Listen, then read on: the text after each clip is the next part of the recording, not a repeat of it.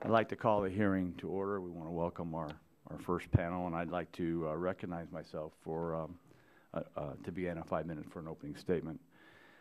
Good morning. The subcommittee is now in order, and I want to recognize myself and for 5 minutes. Today marks the fourth hearing we have had on CFATS and the third consecutive one we have had since I became the subcommittee chairman.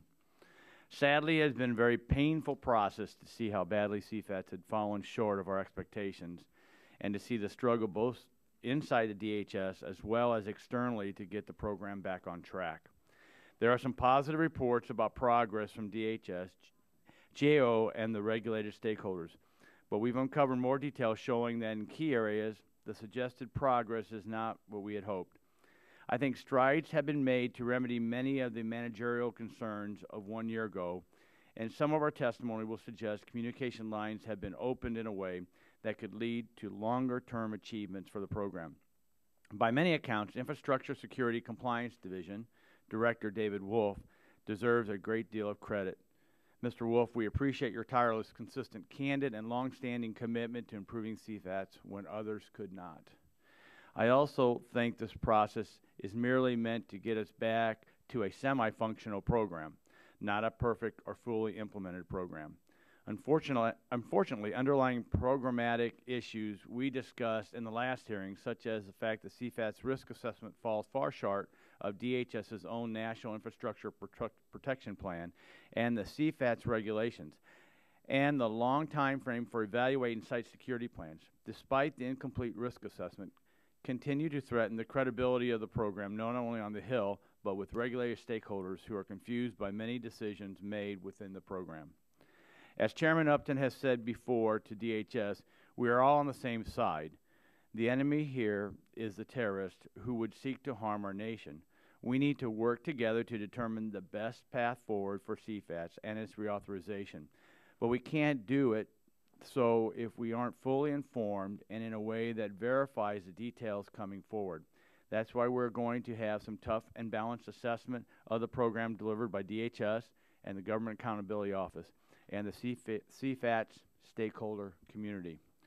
Our witnesses today may not tell us exactly what we want to hear, but they will tell us what we need to know.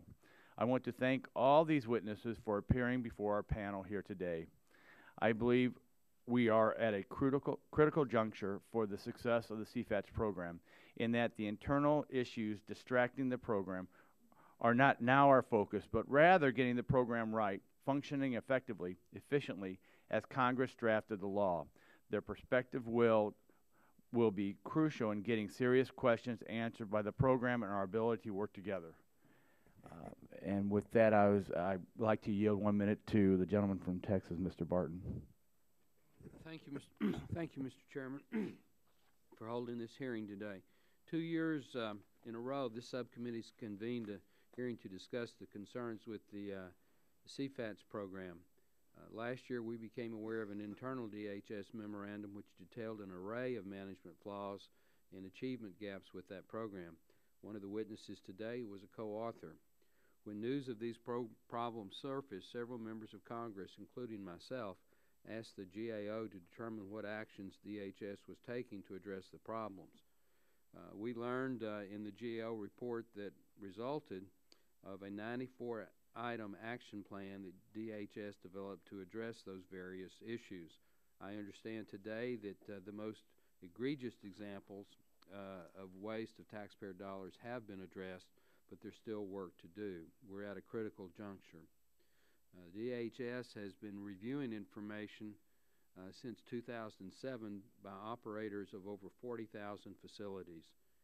By January of this year, they'd identified about 4,400 as high-risk facilities.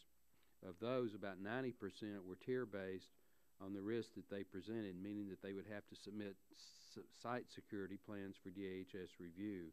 We now know that there have been significant errors in the risk assessment methodology. We also know that only a few dozen of the 3,100 high-risk security plans have been reviewed and approved. There's much work to be done. I hope this hearing will facilitate some of that work. Thank you for the hearing, and thank you for the time, and I yield back. Gentleman yields back his time. Chair now recognizes the ranking member of the subcommittee, Mr. Tomko, for 5 minutes. Thank you, Mr. Chair, and good morning, and thank you to our chair for convening this hearing, and certainly to our witnesses for participating today and providing your insight and offering very important information. Ensuring the safety of our citizens and avoiding serious disruption of our economy requires us to remain vigilant and to anticipate potential targets and actions of violent individuals and groups. The goal of the Chemical Facility Anti-Terrorism Standards, the CFATS program, is to ensure that chemical facilities have robust plans to prevent terrorists from sabotaging them and to minimize the impacts should that prevention fail. 2 years ago, an internal memorandum revealed serious problems with the CFATS program. While some progress has been made to address some of the shortcomings, there is still much more work to be done. That work surely falls to the Department of Homeland Security, clearly having more work to do, but also it falls to Congress. Congress created the Department of Homeland Security in 2002 and charged DHS with coordinating federal policy to protect this nation's critical infrastructure. This is a complex task involving not only the federal government, but a partnership with state and local governments as well as the private sector. Congress defined this complex and essential task of protecting chemical facilities with a paragraph in an appropriations bill. The deficiencies in this program are partly a reflection of our failure to come together and provide clearer guidance to the administration. The industry has been active in this area. They have taken many steps through initiatives such as the Responsible Care Program to develop and disseminate best practices to member companies of industry organizations. These programs are, however, voluntary. Private industry does not have the tools of surveillance and intelligence that which the federal government has.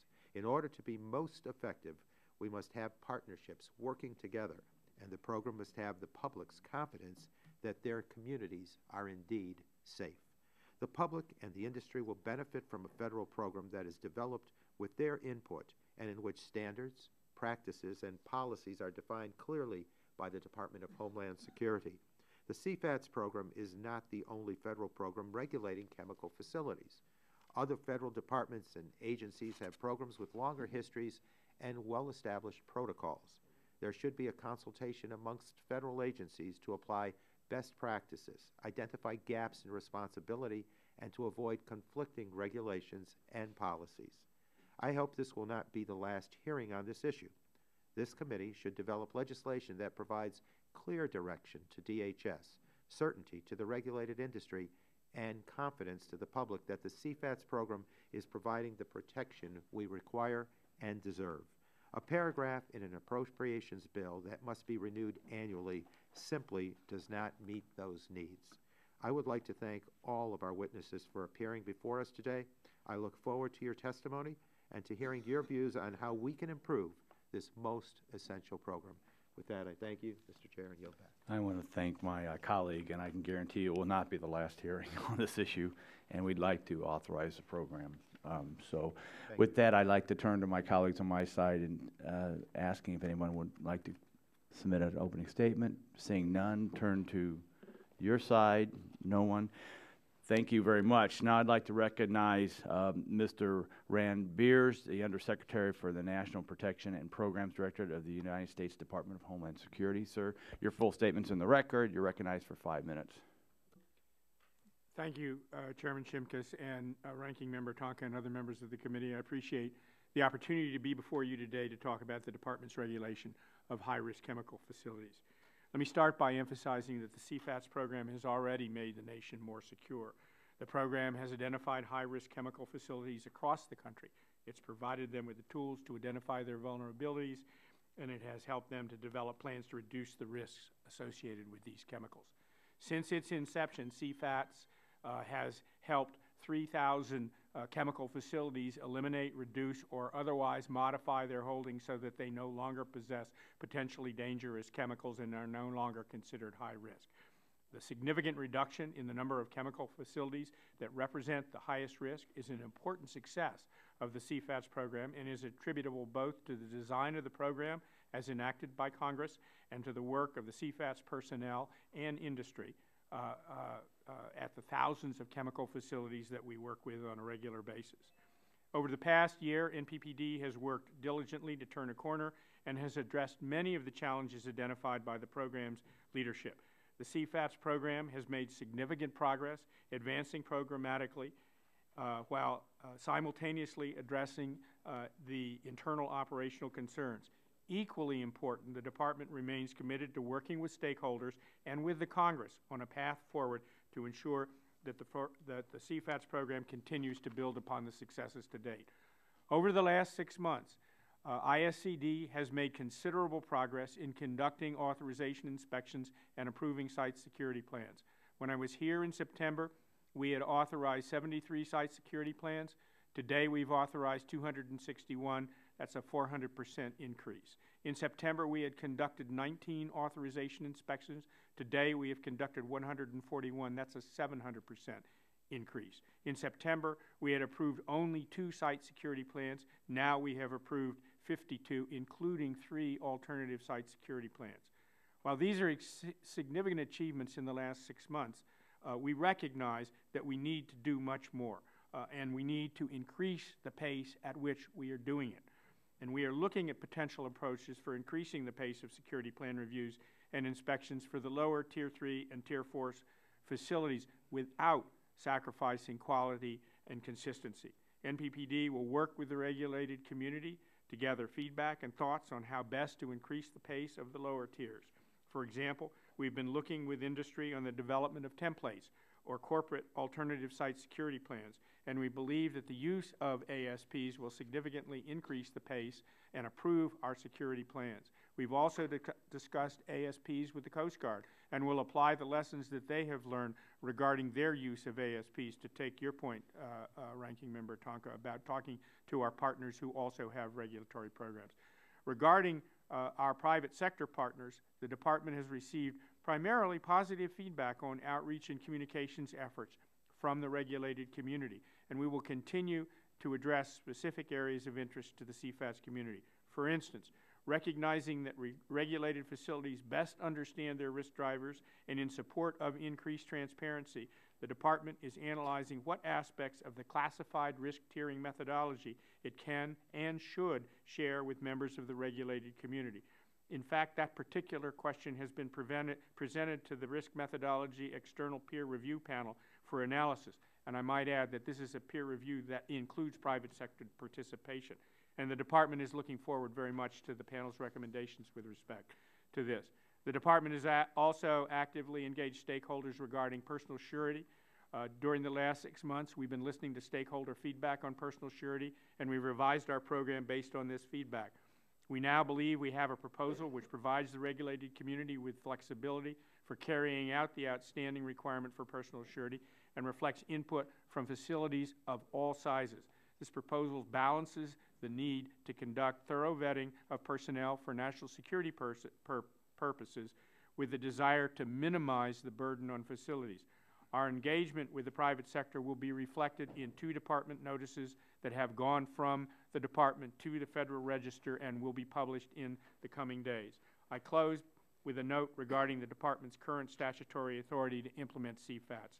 As you are aware, the CFATS authorization currently extends through March 27 of this year.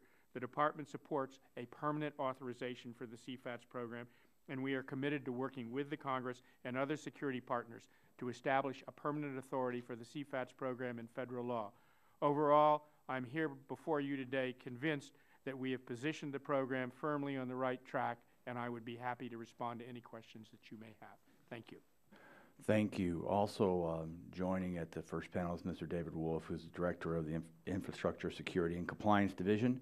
Obviously, you didn't submit an opening statement, nor do you have one, but if you want to have anything just for the record, I'd like to recognize you for a few minutes. That'd be great. Thank you so much, Chairman Shrimkus. I'd like to thank you, Ranking Member Tonko, and the other members of the subcommittee for the opportunity to testify here today. ISCD has made great progress in addressing the challenges described in the internal memo and associated action plan that we presented to Undersecretary Beers in the fall of 2011. With strong support from leadership in the National Program and Protection Directorate and the Office of Infrastructure Protection, and through much hard work on the part of the talented men and women of ISCD, we've completed 88 of the 95 items outlined in our action plan. We've developed improved policies, procedures, and training to ensure that inspections are conducted in a consistent and thorough fashion. We've implemented an effective, streamlined SSP review process, a process that has greatly enhanced our ability to authorize and, as appropriate, grant final approval for site security plans. We've also done much to stabilize our organization and our leadership cadre by hiring permanent supervisors, including a permanent deputy director, and we continue to foster transparency and open communication throughout our organization. I'd like to recognize our workforce, which truly has a passion for the mission of chemical facility security, and I'd like to recognize also the American Federation of Government Employees, which represents our bargaining unit employees in the field and has done much to expedite its review of key policies and procedures over the past several months. In September, I reported that we had turned an important corner in the implementation of CFATS. I'm pleased to be able to report today that not only has that corner been turned, but we're moving confidently down the road to realizing the full potential of the program. ISCD and the CFATS program are moving forward in a way that will foster continued advances in the security of America's highest-risk chemical facilities. We've achieved a marked increase in the pace of SSP authorizations, facility inspections, and approved site security plans. As the Undersecretary noted, we've authorized more than 260 SSPs and granted final approval for 52 of those. We anticipate completing approvals of site security plans for facilities in the highest risk tier, Tier 1, by September of this year, and completing final approvals of Tier 2 SSPs by May of 2014. Reviews and authorizations of Tier 3 SSPs are now underway as well. However, recognizing that we must find ways to become ever more efficient and effective in our inspection and SSP review processes, we'll be looking closely at and soliciting stakeholder input on options to streamline the review and approval cycle for facilities in Tiers 3 and 4. I do anticipate that ASP templates will be an important tool to enhance the efficiency of our reviews. The American Chemistry Council recently worked with us to develop an ASP template, and we continue to work with industry associations such as SOCMA, AFPM, and the National Association of Chemical Distributors, who are all considering the adoption of ASP templates for their member companies. So even as we continue to seek ways to improve, it does bear noting that ISCD's chemical security inspectors are today providing compliance assistance to facilities and conducting inspections at an unprecedented rate. And I'm pleased to report that I've received much favorable feedback from our industry stakeholders about their experience with these inspections. As you know, and this is something for which I'm profoundly grateful, our stakeholders are not shy when it comes to expressing their candid thoughts and concerns about the program. So I'm confident that when I'm hearing positive things from industry about their facilities' inspections-related experiences, we're on the right track. I'd like to share one quote from Kathy Cross, the Director of Security for Phillips 66, regarding a recent inspection in Oklahoma. Ms. Cross conveyed to me that her facility's experience with the DHS inspectors was a very positive one, that the members of the ISCD inspection team were knowledgeable, courteous, and quite helpful in their collaborative approach as they evaluated the facility, its SSP draft, and plan measures. Continuing, Ms. Cross noted that the inspectors provided thoughtful comments and were receptive to alternative proposals for meeting security objectives. So ISCD continues to fully engage with our industry stakeholders, and I very much do appreciate industry's continued support for the program. Our stakeholder engagement continues to take many forms. At the facility level, in addition to inspections, we continue to conduct compliance assistance visits and other outreach to work with facilities as they develop their site security plans. We also engage with stakeholders on important programmatic issues. We continue to work on the development of ASP templates, and we're in the process of gathering industry feedback as we move forward to improve our suite of online tools. Also, as the Undersecretary noted, we recently concluded a productive and extensive series of discussions on the important issue of personnel surety. Ensuring that those who seek unescorted access to high-risk chemical facilities are vetted for terrorist ties is a critical piece of the CFATS effort, and one that we must move forward to implement in the near term. I'm also appreciative of the work done by GAO and the perspectives GAO has offered us on the CFATS risk tiering methodology and on the management and tracking of our stakeholder outreach activities. With regard to our risk tiering efforts, while I'm confident that our current methodology, with its focus on the consequences of a potential terrorist attack, is appropriate for a regulatory compliance program such as CFATS, considering ways in which our tiering efforts may be enhanced is something to which we are very much open at ISCD. I'm very much eagerly anticipating the results of our external peer review in this regard on risk tiering and any recommendations that may be forthcoming from the peer review panel. As for our external outreach, ensuring that we appropriately track and manage our outreach activities is an important priority for ISCD and one that we'll pursue. Thank you again for the opportunity to provide an update on the forward progress the CFATS program continues to make. It's an honor and a privilege to serve with the dedicated professionals of ISCD. I firmly believe we've made much progress in coming together as a regulatory compliance organization, and along with the rest of the ISCD team, I'm excited and optimistic about the future of the CFATS program. Thank you again for the opportunity, and I welcome any questions you may have. Apologize for the extra 30 seconds. Oh, you're fine. Thank you, Mr. Wolf. And before I recognize myself for the first round of questions, I think just a comment for staff, especially I think we have some guests in the room, is that maybe we need to put up a placard that defines these acronyms. Because if you're visiting this room and you have no idea what these acronyms are, you're like probably listening to Chinese. So stuff like CFATS, Chemical Facility Anti-Terror Standards. We'll talk about NIPS, which is the National Infrastructure Protection Plan. We'll talk about ASP, which was in your alternate security plan. So we know there are a lot of you that are well knowledgeable out there, but we probably could do better by having a display of some of these acronyms out there. So I'm from the military a long time ago, so we were acronym focused also. So I'll recognize myself for the first 5 minutes of questions, and now my questions will be directed to Mr. Beers. Mr. Beers, GAO says CFATS does not consider or analyze vulnerability, threat, or economic consequence during the tiering process. We knew about the vulnerability gap, but not the others. But for in GAO's testimony, Government Accounting Office, when would the regulated community, the Hill, and others have learned of this? Sir, I do not know when the vulnerability issue surfaced specifically, but I do know that it surfaced within at least the last year as far as I'm concerned, as far as I'm aware. With respect to the economic consequences issue, as I was not present when the program was originally briefed to this committee and other committees, I'm simply unaware of when or whether that might have been brought to the committee's attention. Yeah, so the follow-up is, had not Chairman Upton, Joe Barton, Henry Waxman not asked for this GAO report, we on the Hill and stakeholders may not have learned of the vulnerability gap. Is that safe to say? Sir, that's certainly a conclusion that can be drawn from that. But one thing that I would add to that, which David and I have both spoken of, is that one of the things that we have asked of the peer review committee after our own internal review is that this methodology be looked at independently. Obviously, we're going to take note of the GAO's comments on this, and it is certainly our intention to have full disclosure with you all, and if some of the material is classified, we'll do that in a classified setting. Thank you. According to the National Infrastructure Protection Plan, risk is a function of three components: consequence, threat, and vulnerability. We did this in the last hearing, and a risk assessment approach must assess each one. Have you analyzed the effect of not considering vulnerability for all the regulated facilities? Sir, we have the rationale behind that is while we have Did your mic go off, or it's not pulled close enough? let me start over again.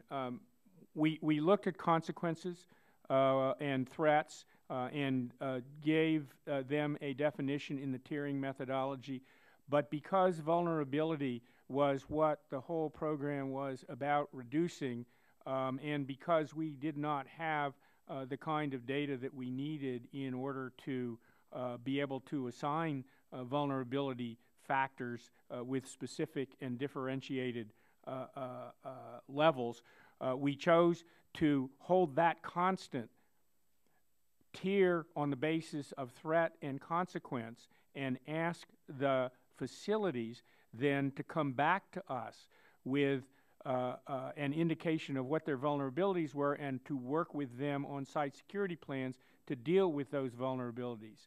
The consequence of this is that the tiering works to set them aside by threat and vulnerability, and the whole end game is about reducing vulnerability or risk. So we chose to hold that constant in the tiering. We chose to deal with that through the site security plan process.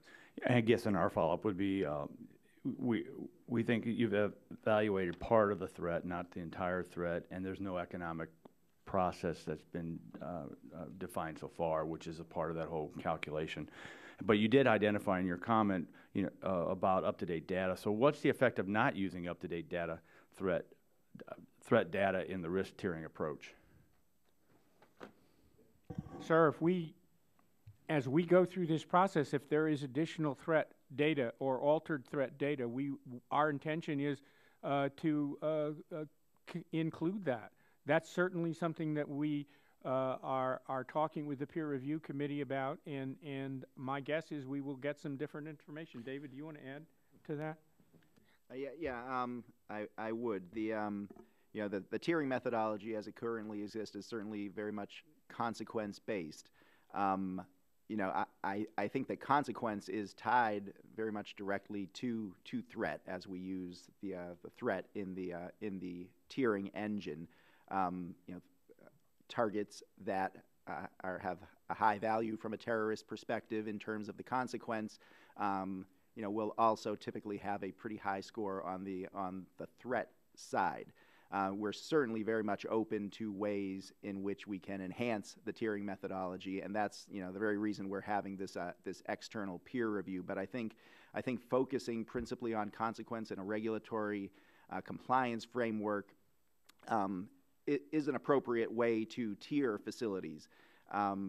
If we focused heavily on vulnerability in the actual tiering, we would have potential situations in which a facility would tier highly because of a heightened vulnerability that it had identified. As a result of tiering highly, would put into place hopefully significant and successful security measures to address the vulnerability. The vulnerability would then be diminished, and theoretically that facility would tier out, not have those requirements any longer, conceivably have its vulnerability go up again, tier back in, and we would have sort of a roller coaster effect. So I think the way in which we in the CFATS program have woven the vulnerability factor into the remainder of the program in the facilities assessment of vulnerabilities, in the development of their security vulnerability assessments, and in their development of site security plans makes sense. That's not to say there isn't room for improvement, and I certainly anticipate we'll get some solid recommendations in those regards from the peer review panel. Thank you. My time's expired. Chair now recognizes Mr. Tonko for 5 minutes. Thank you, Mr. Chair. It appears that the Department of Homeland Security has good progress to report implementing their action plan to strengthen the CFATS program, but I'm concerned that fundamental problems may still exist. I would like to focus on one of those concerns, and that was just being the focus of the Chair's address, and that being the tiering of facilities. CFATS is a risk-based program, meaning that facilities placed in a high-risk tier have to meet higher standards, I'm told, for security. Lower-tiered facilities then meet lower standards. An error in tiering could mean that a high-risk facility is not adequately secured, or that the owners and operators of a low-risk facility have to invest in unnecessary security measures. The tiering process must be, therefore, as accurate as possible. Now, the Department published a National Infrastructure Protection Plan in 2006, and I believe revised it in 2009. This plan discusses how risk analysis for terrorism threats should be conducted. Undersecretary Beers, should the CFATS program be consistent with that plan in the developed plan of 2006 and improved in 2009? Sir, the National Infrastructure and Protection Plan is a global statement of risk. All of the programs in the Department of Homeland Security should be in rough alignment with that. But we also have to recognize that different sectors and different companies may have some specifics that cause some alteration or some specific requirement relevant to them and perhaps only to them. But as a general measure, yes, that's correct, sir. So as a general measure, we say yes. And according to the National Infrastructure Protection Plan, risk assessments must account for threat, vulnerability, and consequences. But that's not what CFATS as a program currently does. GAO is critical of the fact that apparently DHS completely ignores the potential economic consequences of a terrorist attack when conducting a risk assessment. And GAO is not the first to say this. In 2010, the National Academies published a report requested by Congress on department-wide efforts to analyze risk.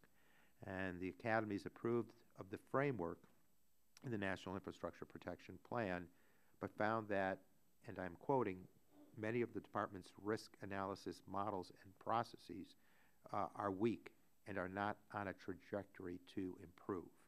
According to Academies, the methods were not, quote, documented, reproducible, transparent, or defensible. These are very serious criticisms, and to address these issues, the National Academies made a number of specific recommendations. So my question to you, Undersecretary, is that did the department ever provide a formal response to the National Academies report? Sir, there was a response by the department to that. I can get you a copy of that. I don't have it at hand at this particular point in time. But we were certainly aware of the Academy's report, and we did respond to it. Well, Undersecretary Beers, can you please explain the process you are currently engaged in to improve the risk assessment done in the CFATS program, and whether it will respond to the recommendations made by GAO and the National Academies? Sir, let me respond on two levels here. Firstly, to go back to the original premise, which is that threat, consequences, and vulnerability address how one should be dealing with risk, and simply say, we believe in the CFATS program that we do address all three of those aspects, even though the tiering methodology, which is not the entire dealing with risk, only focuses on consequences and threat and holds vulnerability constant. But as I said in my earlier response to the chairman's question, we believe that the vulnerability part of that equation is dealt with in the development of the site security plans. With respect to the larger question, I think that what we are trying to do here is work through a regulatory program which is different. The NIP was really written in association with voluntary programs, which meant that while we could lay out best practices or standards or thoughts on how to deal with this, it was really entirely up to the companies in order to do that. In the regulatory program, we have the ability to state whether or not their response is in fact adequate to the regulatory requirement that we have, and that makes it somewhat different from the framework in which the NIP was written. But let me also turn to David Wolf to add anything that he may wish to add. Yeah, I would just add a couple of things. You know, we committed to do three things when we encountered some issues with the tiering methodology. One was to do an internal documentation of our processes and our methodology, do sort of an internal department look at the CFATS methodology, and to do what is ongoing right now, the external peer review. As we conducted our documentation, you know, we have tried to be transparent about what we found. We've talked through issues with staff up here, with our industry stakeholders, and have tried to keep everyone abreast of the progress we're making on the economic criticality piece of this, of the consequence assessment in the tiering methodology. In that regard, you know, I would note for the committee that we are actively engaged in trying to address the economic consequence part of the equation. We're working with Sandia National Labs on that effort. I received a briefing, I want to say a couple of months ago. Our expectation is that Sandia's work, and it's difficult stuff, assessing economic consequences of potential terrorist attack, will be complete early in 2014. We anticipate talking through the Sandia findings with our stakeholders. We're not going to proceed in a vacuum as we look to incorporate economic consequence into the model, but I do believe, as I think you do as well, that it's an important piece to the puzzle. So, we are going to continue to seek to improve the methodology.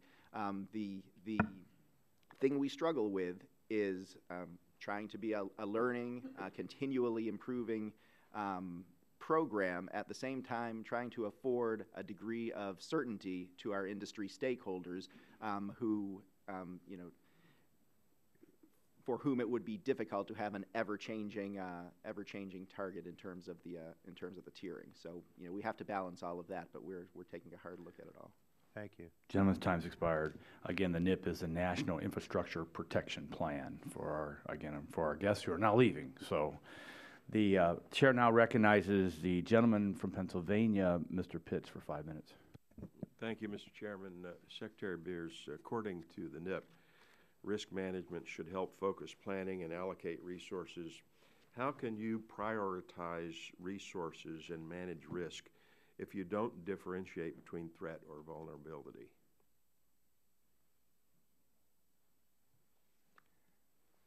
Sir, we definitely do differentiate between threat and vulnerability. What we have tried to do here is ensure that the compliance part of the effort, which is to buy down risk, it was measured against the threat and consequence tiering of the tiering methodology. So the whole program is designed to reduce the vulnerability to the American people, to the communities that surround those facilities. And every effort is made through the risk-based performance standards to help those facilities produce site security plans that in fact protect the communities in which they live far more than when there was no regulation on those facilities, which is not to say that they weren't trying in their own way to do that, but what we have tried to do is to provide a general way in which they can approach that, to help them or to give them thoughts about other ways that they might think about buying down that risk by reducing the vulnerabilities through their site security plans. David, would you add anything? No, I think that that pretty well covers it. The vulnerability is, as I've expressed, woven through the fabric of the program in the security vulnerability assessments that facilities conduct and in their development of site security plans. Given incomplete aspects of your risk assessment model, are you confident that the CFATS risk tiering approach adequately tiers facilities? Based on the way that we have put forward the methodology, we are confident that the general model is correct, as has been indicated here. We're going to look at economic consequences to see whether or not, and if so, how that ought to be injected into the methodology. And we're reviewing the threat information as well. So this, as David just said, is not a static program, and we are looking for assistance and help from the peer review effort to see how we might do a better job. But as David also said, we want to do this in a fashion in which we're not constantly changing and moving everything, because industry also needs a degree of stability as they consider how to improve their own site security. Now, why do you collect data information that you do not use. Regulated facilities are required to provide substantial information to facilitate the tiering process, but ISCD only uses a small amount of this data.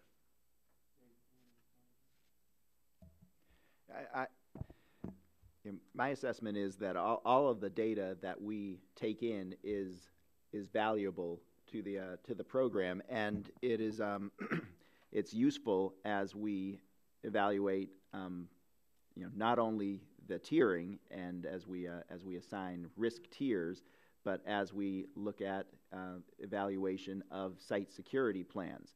So the questions and the information that's provided in response to those questions, I think, goes a long way toward prompting facilities to give thought to their vulnerabilities and to incorporate appropriate responses to those vulnerabilities and to implement security measures appropriate to respond to those vulnerabilities as they develop their site security plans.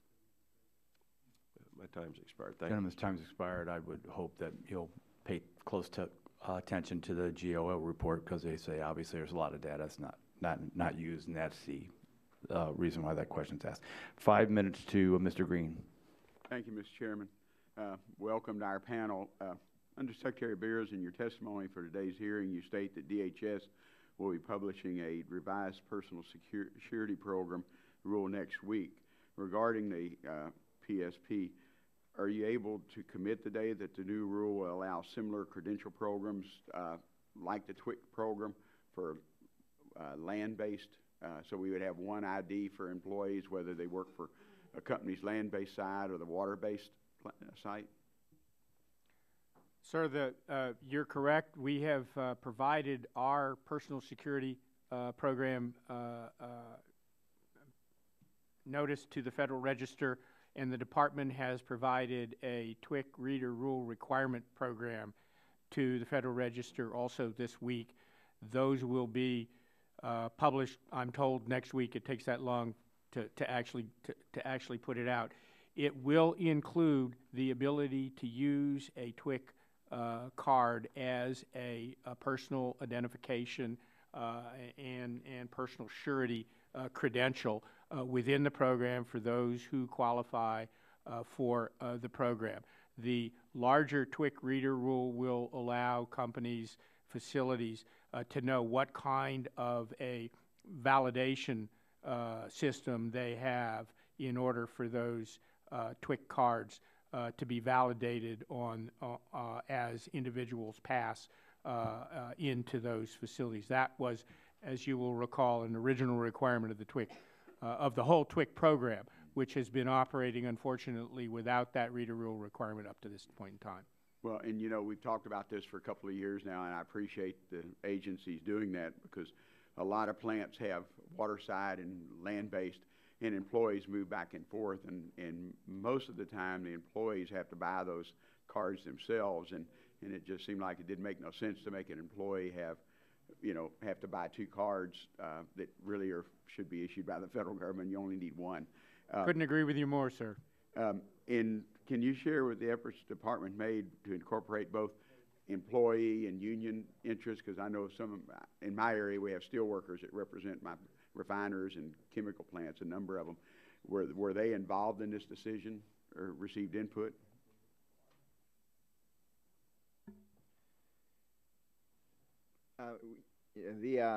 The earlier information collection request that was withdrawn during the summer was sort of open for comment across the board.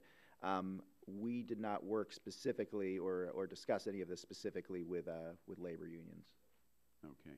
Well, I know one of their concerns is that their members would have to have these two cards. And when does your agency anticipate to complete the site security program review for all the facilities, including Tier 3 and 4?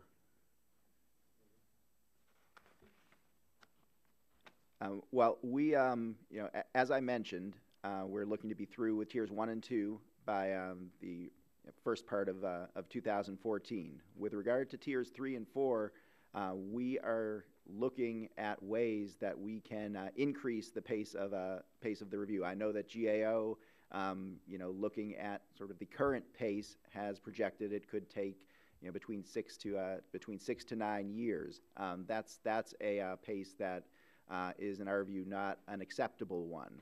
I think that we're going to continue to see the pace quicken. I don't want to provide a certain date because I'm sure I'll be slightly off.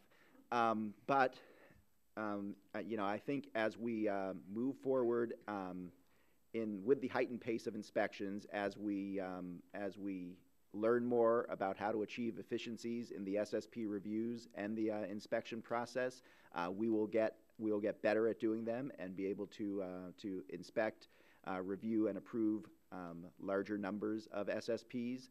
I think the alternative security programs will provide a means to heighten the pace as well. So as those templates come into greater use, and particularly as they're used by multiple facilities within the same company, I think we'll see the pace quicken significantly. We'll also continue to look at the resources we have to do those inspections. We're bringing on board another 18 inspectors, which will increase our capacity. We'll continue to look at whether there might be a possibility of getting some additional folks on board as well.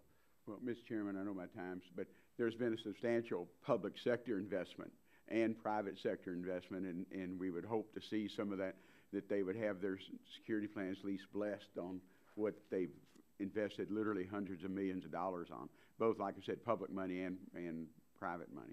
Thank you, Mr. Chairman. Gentleman's time expired. Before I move to Mr. Cassidy, for clarification, Mr. Wolf, and for the transcriber, when you said the 6 to 9 years, did you say it's not an acceptable, or did you say not unacceptable? I said it is not acceptable. It's not okay. An acceptable. Great, thank you. Caught my attention there for a second. So now Chairman recognizes the gentleman from Louisiana, Mr. Cassidy, for 5 minutes. Hey, gentlemen, thank you for being here. I understand that you have done a heck of a lot of work to address some of the issues, and I've obviously been a sharp critic, so first I thank you for your hard work that you've done. That said, you might guess I got a couple other concerns. The fact that you can... what's that? I said I suspected you might. The fact that you can buy down risk or buy down vulnerability by decreasing threat suggests that risk is some constant. You have some number for risk, however you calculate that number, that you would like to address. It's also my understanding, I think you've said earlier, the review panel will come up with a new model in which they will assess both the economic consequences and life consequences and all these other factors in a more sophisticated fashion than currently you're doing. Are they going to have access to your data, this category of data this compendium of data that you have, in order to see if the robustness of their model? Yes, sir. The peer review panel has access to everything that we have, classified and otherwise. Now, is it possible that will show that what you're currently doing is, I suppose, that means if they're coming up with a new model, it'll show either that you're doing a good job or that you're not doing a good job, correct? Well, I don't know that it's fair to say that the panel's charter is to come up with a new model. The charter is to take a fresh look at what we're doing. But if you don't currently have, I don't mean to interrupt, I'm sorry, just limit the time. If you don't have economic consequences in there, and I understand at some point reading the testimony or the GO report that population density wasn't factored in some places, certainly seems that you need a new model. Does that make sense? I mean, if we're going to include economic consequences, then what you're doing now does not do so, then clearly you need a new model. Yeah. As we look to incorporate economic consequences, and I should mention that it's Sandia National Labs that's doing the work for us on economic consequences, but certainly something the peer review panel can and I suspect will look at as well. As we move to incorporate that into the model, certainly we would have to revise the model. So you do anticipate giving them access to your compendium of information for them to check to see the robustness of the model? Absolutely. And will you share that with the committee? We can certainly look at that. I mean, why wouldn't you? I don't see why not. Yeah. Now, if you decide upon this model as being that model which you should use, would you share it with industry?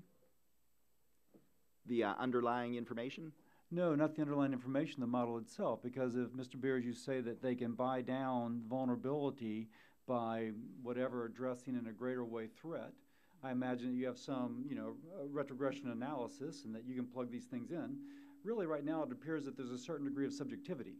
Well, Sir, look, we are committed, and that is one of the questions that we've asked the peer review to look at, is what should we share from the tiering methodology with them. Now, we have some parts of it which are currently classified. We are also looking at the possibility of declassifying some of that information as well, because we firmly believe, as the program is matured, that the transparency of the tiering model is important.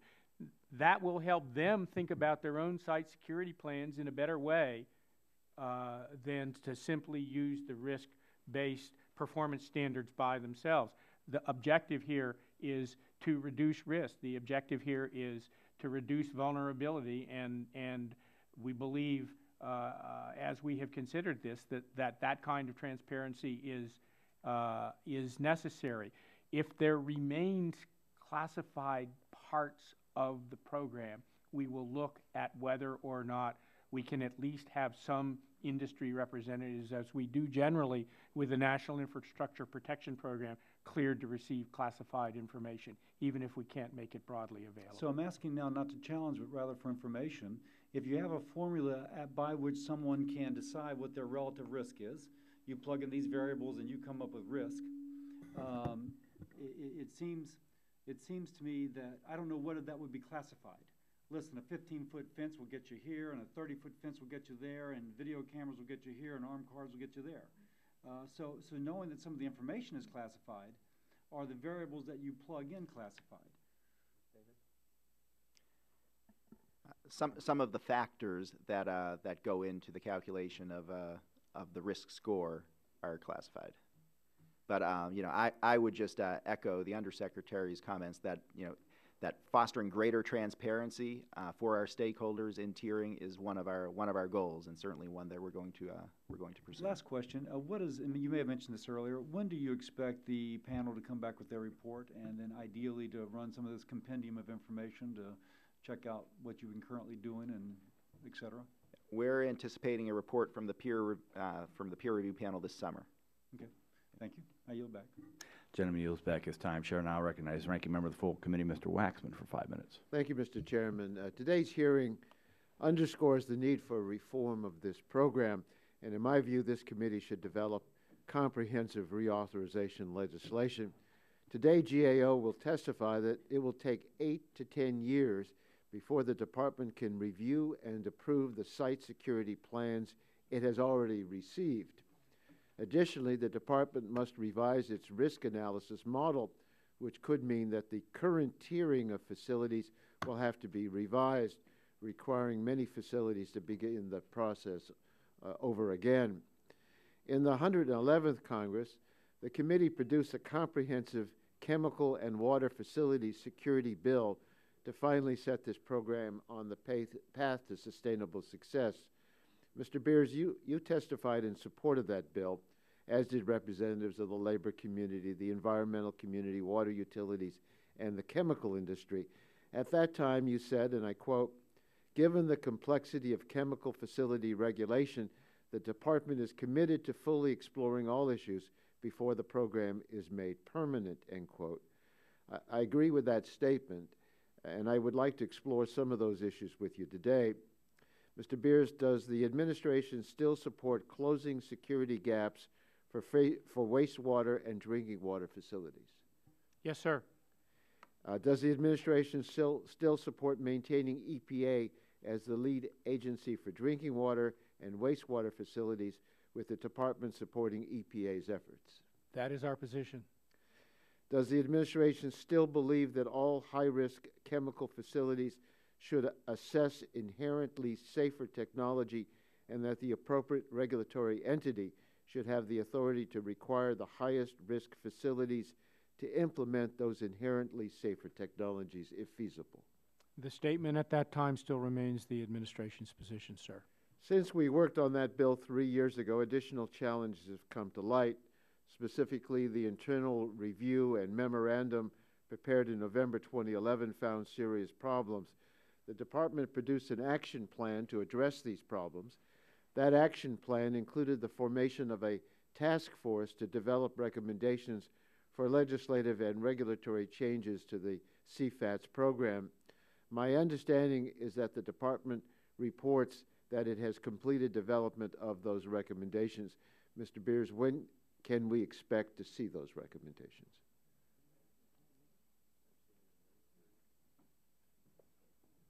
Sir, I'll have to get back to you on that. I don't have a specific answer on that question. Okay. Well, I look forward to you getting back and to have the record held open so that we can get that response. Without objections, order. As the committee further considers the CFATS program, having your legislative recommendations for reforming the program would obviously be very helpful. Thank you, Mr. Chairman. Yield back my time. Gentleman yields back his time. Chair now recognizes the other gentleman from Pennsylvania, Mr. Murphy, for 5 minutes. Thank you, Mr. Chairman, and thank you for the panel. According to the CFATS rule, a high-risk chemical facility is one that, in the discretion of the Secretary, presents a high risk of significant consequences for human life and health and national security and critical assets. Let me ask you a few comments on this. If, as a result of your work with Sandia National Laboratories and economic consequences are incorporated into the CFATS risk tiering approach, how will this impact the current list of regulated facilities, and do you expect more facilities to be covered? I think it's hard to say right now. Depending on what we get back in our analysis of Sandia's work, it could impact the numbers of facilities that are covered in a few different ways. Depending on the weighting that's given to the economic consequence piece of the equation, and really the general fabric of the assessment on economic consequences. So I don't think I'm in a position today to forecast that. Do we have? Can you give any estimates at all how much you think it's going to cost to incorporate the results of the Sandia National Laboratories work into the current CFATS risk assessment approach? I don't at this time. Not without the assessment from Sandia. Well, given also that it's going to take approximately 7 to 9 years for ISCD to review plans submitted by regulated facilities, how practical is it for you to expand the program to include additional facilities? We are going to, first, as I said, the 6 to 9 years is not an acceptable pace, and we're going to do everything in our power to pick up that pace.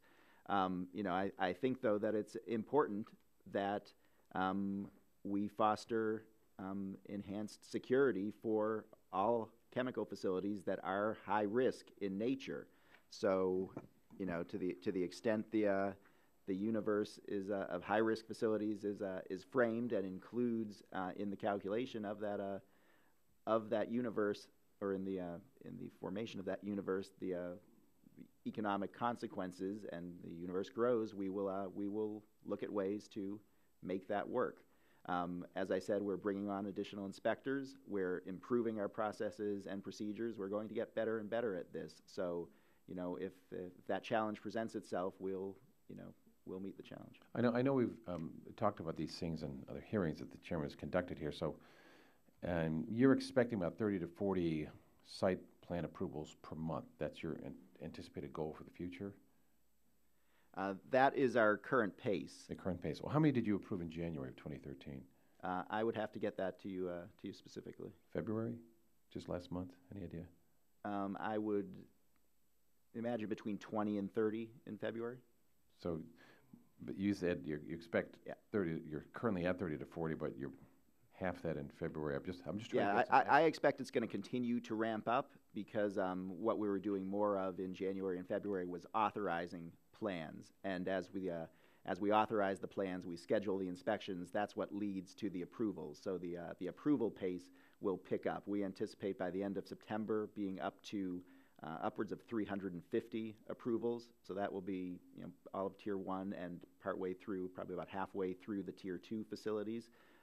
So, actually in this 6 months and 6.5 months from now, we'll likely be doing about 50 approvals a month for the next. And you continue to, you have a mechanism for continuous improvement as you go through these to speed them up. For example, getting feedback as you go through these approval processes feedback from the people you've worked on with those, say, what could we have done to make this better, faster, thorough? Yeah, we sure do. We're constantly evaluating our processes and looking at ways we can do things better. Is that an internal process? Do you also get external feedback on Well, it's internal, certainly within the division, and the relevant branches within the division, but also we're talking consistently with our stakeholders, and I was able to share one comment we received back during my opening statement. But we're always talking to our stakeholders about improving. And one of the things we've done to pick up the pace and to increase the pace of SSP authorizations and approvals specifically has been to include our field inspectors who are most familiar with the facilities in the authorization and approval loop early in the process. As issues are identified, those SSPs are kicked out to the field and squared away and kicked back into the authorization approval loop. In my remaining time, I just want to ask real quick. We understand there's some documentation issues regarding the CFATS risk tiering approach. Can you give me a little information on what those documentation issues are? Is that something slowing you down too, or what are those documentation issues? No, I don't think so. The documentation I referenced earlier was our effort over the past year to thoroughly document the tiering methodology. Is that also improving over time? Thoroughly documenting it. So you're. Yeah. Well, I'm out of time here, I know, but I'll follow up on that. Okay. Other questions. Thank you. Gentleman's time expired. Chair now recognize the gentleman from California, Mr. McNerney, for 5 minutes. Thank you, Mr. Chairman. Mr. Wolf, is the ISCD responsible for addressing cyber threats to chemical plants? Yes, sir. Yes, sir. One of our risk-based performance standards, RBPS 8, relates to cyber. So are there specific cyber threats with potential catastrophic results to human beings that you know of? I think potentially there could be, which is why CFATS addresses cyber. It focuses within the CFATS framework on industrial control systems, on systems that can impact the release of chemicals, and on systems that can impact the security of a facility. So how effective then is the DHS in addressing these potential cyber threats? Sir, we have the best team in the country to deal with industrial control systems, as announced by Security Magazine. The ICS, or Industrial Control Systems team that we have in our cyber office, is absolutely the best in the country. They provide regular assessments on request from people. We are expanding that program. It will also be part of the work that we're doing with respect to the executive order on cybersecurity and the presidential policy directive that came out, both of those in February. A major area of concern and a major area of involvement. We're basically teaching the rest of the government how to deal with this issue. Good, good. In my mind, there's two aspects of cyber defense, protection and retaliation. Maybe that's not the way you look at it, but a kinetic attack will almost certainly involve a strong response from this government. But on the other hand, a cyber attack may not elicit a response. So the question I have is, are there rules of engagement for cyber attacks on chemical facilities in this country? Sir, there are general rules of engagement. That's not part of the DHS activity set.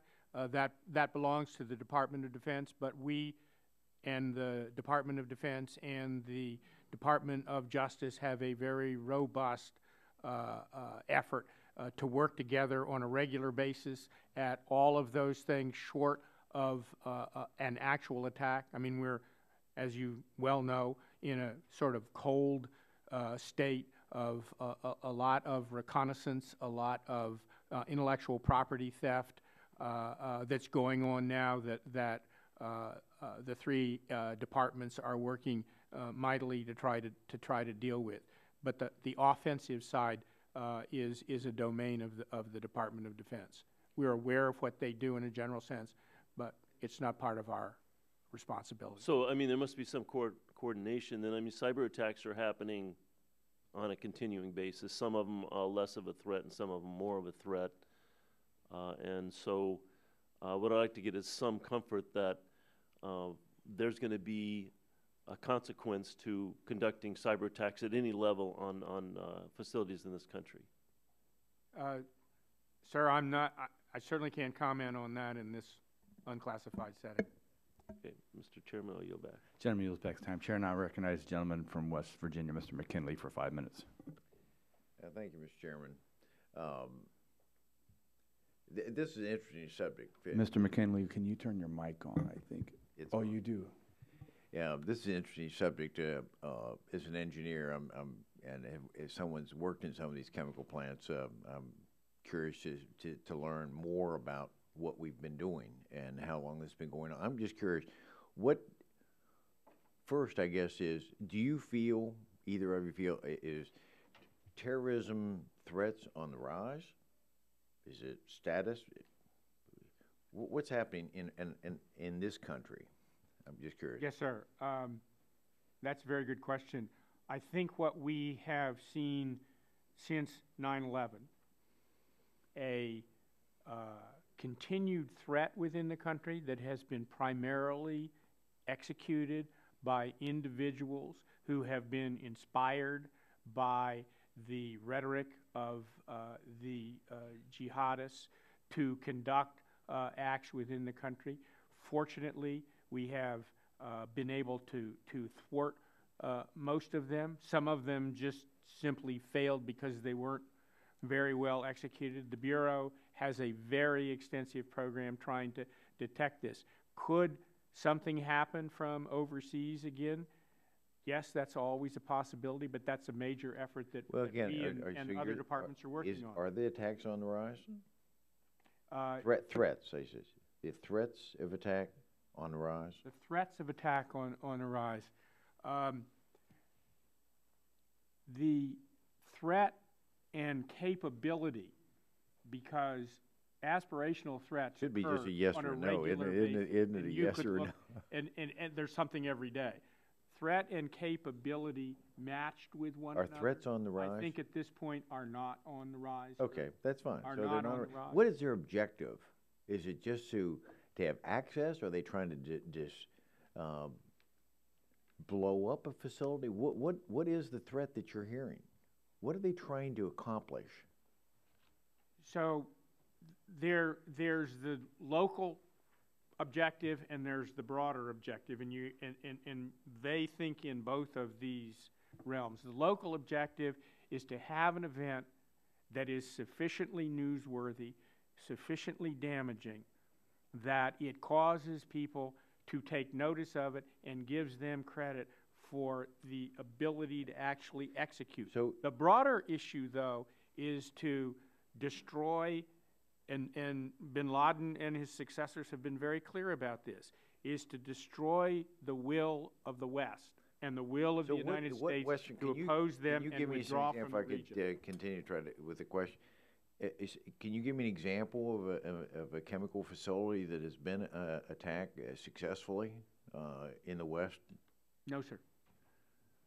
Unless you want to include the Aminas plant in Algeria, which is the one recent one that we had. That's fair. But other than that, I can't tell you. Do we, if it's one thing, if they want to disrupt it, would we not pose a threat also in where the products that we're producing in these chemical plants, does it extend your risk assessment and valuation? Does that also go to the distribution centers and transportation, or is it just at the plant? It's in all of those, sir, depending upon the holdings, where the holdings are. So you go the whole route. It's you're not just on risk assessment. If the holding isn't large enough to be tiered in by the consequence, then they're not regulated. But we do look at distribution centers as well. David, you want to? But CFATS focuses on facilities. So there are other agencies that deal with the transportation sector. So the transportation of hazardous materials is covered by the Department of Transportation. Transportation Security Administration. CFATS is focused on facilities, but certainly including distribution centers. And among the chemicals of interest that we assess are, those chemicals that could be successfully used by terrorists in an attack, as well as chemicals that could be released. In the time frame that I have left, are the 4 other European nations, do they have something comparable to what we're doing here? I think in many ways we are on the cutting edge here, and I think CFATS is a sound program and really a model that, were it implemented elsewhere, could be of value to securing chemical facilities and hardening them against potential terrorist attacks. Okay, at time's expired on that, but I'm just saying, even though they've never had an attack in Europe, they have not had an attack in Europe, and they don't have any comparable to this. I'm just curious. I think Congress's assessment and our assessment as well is that high-risk chemical facilities pose a very attractive target to terrorists. Thank you. Gentleman's time has expired. Chair, and I recognize the gentleman from Ohio, Mr. Johnson, for 5 minutes. Thank you, Mr. Chairman. Mr. Beers, the Department of Homeland Security has adjusted its chemicals of interest release model because of errors in the formula. Are you aware of any other issues that may affect this or any other models within the risk assessment approach? Sir, I am not, but let me turn to my expert here and ask him if there's anything you want to add to that. No, our documentation, found some minor issues that we have briefed staff on, and that we have addressed, and that have not led to significant re-tierings or significant numbers of re-tierings of facilities. So we are looking forward to receiving the report from the peer review panel, and any recommendations for improvements they may have for the tiering engine. Is this the expert panel review that you're talking about? That's right. Okay. Before you became aware of problems with the chemicals of interest release model, had you conducted any evaluations, Mr. Beers, of the risk tiering approach? Sir, before we became aware of that particular problem, I am not aware of any reviews that had taken place. Having said that, it was, as we look backward on when that matter was brought to my attention, that there were questions about it a year prior to that. And the review that happened at that time turned out not to be an accurate review. So in that sense, there were anomalies that were looked at. Unfortunately, they failed to detect the problem that ultimately surfaced several years ago. Okay, all right. In regards to the expert panel review, it's our understanding that the current expert panel review will not include a formal validation or verification of the model. How does that impact the value of the review?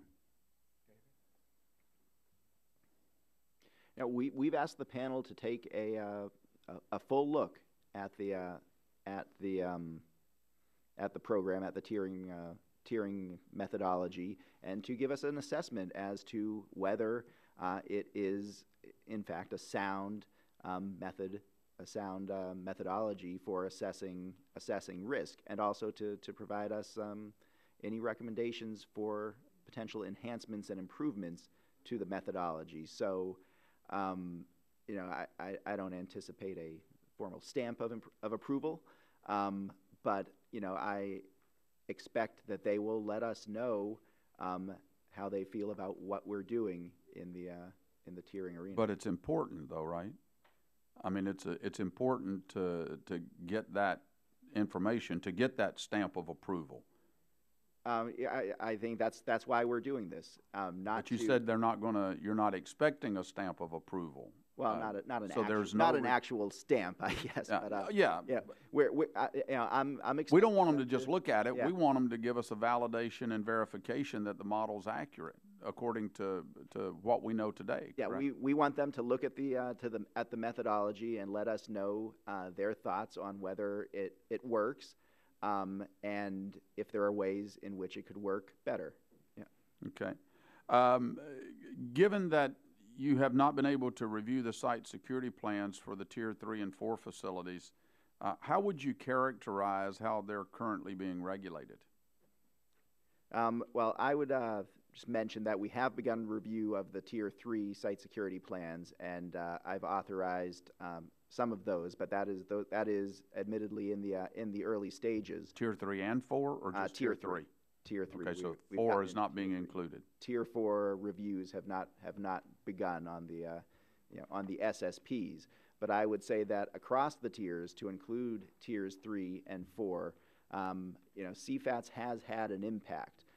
Those Tier 3 and Tier 4 facilities have gone through the top screen process, have developed security vulnerability assessments, have in most cases met directly with CFATS inspectors who have worked with them through compliance assistance visits and other outreach, in the order of more than 3,000 such visits and encounters to work with them on the development of their site security plan. So I think in all cases, even without authorization or approval of those facilities, their security has been enhanced by CFATS and the work of our inspectors. Okay. With that, I yield back, Mr. Gentleman's time's expired. Chair now recognize the gentleman from Mississippi, Mr. Harper, for 5 minutes. Thank you, Mr. Chairman. Thank you, gentlemen, for being here. I know this is always an exciting time, but we welcome you and appreciate the insight. We're obviously concerned about security for these facilities, how we accomplish that, and as we're looking at the number of facilities we have, has there ever been any thought on your side of maybe just limiting the scope of regulated facilities only to the Tier 1 and Tier 2 facilities? Has there been any thought on that? I would say that no, there hasn't. In as much as all 4 tiers represent high-risk chemical facilities and are a relatively small percentage of the total number of chemical facilities in the country, our assessment is that all 4 tiers are worth covering under CFATS. You agree with that? Sir, remembering that this is a consequence-focused issue, the original decision on all 4 of the tiers were that the consequences, the potential loss of life in the vicinity of those facilities, this is the primary reason, yes, sir, was significant in terms of the communities that surrounded them. So it's, as you well know, impossible to put a cost on the loss of even one life. So that's why this is such an important decision, and why we really haven't gone that step and said no, that 3 and 4 are not high risk. Let me ask this: as you're establishing these, you do a preliminary tier risk rating, and then you do further evaluation, the SVA, and you determine what the final rating is. Yeah. And once that is established, what is the review process after that? Is there a time that with that final tier risk rating that it might change in the future? How often are you going back to review those? As facilities make changes to their chemical holdings or to their processes, they may submit a request for redetermination, or may submit a revised top screen to ISCD, and we will rerun that and assign as appropriate a new. So the nearly 3,000 changes that have been made, including tiering out, are a result of changes in holdings that have been able to be recognized in that fashion. So is that possible review of, or change of a tier risk, is that something that you have to wait on them to notify you, or are you on a schedule? Do you go back and review those yourself, even if you're not notified of any changes on their part? To the extent that our inspectors are out working with these facilities through compliance assistance visits or other outreach, you know, that's sort of the form that would take. So our involvement would happen in that way, but there's not a formal process for going back and not a calendar date, say every 2 years, 3 years, we're going to come back and review. Okay.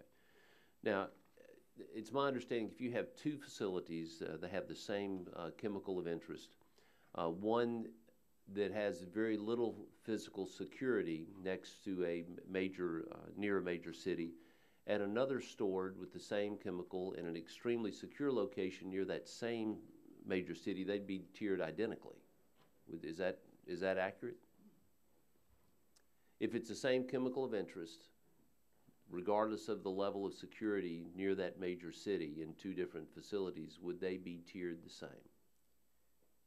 I think that is that's accurate. Okay. The tiering is based on the potential consequence. All right. Of the. Is that a good way to manage and mitigate chemical facility terrorism risk? Well, I think it is, in that the facility without the hardened security would, as a result of being tiered, have to look to implement security measures, develop a site security plan that would bring it up to an acceptable level of security. The whole notion here is we want to level the playing field. So, sure, secure facility is great. An unsecured facility is something that we want to change. We want to take the unsecured facility and raise it to roughly equivalent standards to the secure. But it appears to me that perhaps we're discouraging high-risk chemical facilities from increasing security at their facilities and making them stronger. And I don't know if that's having the desired effect that you're saying you want.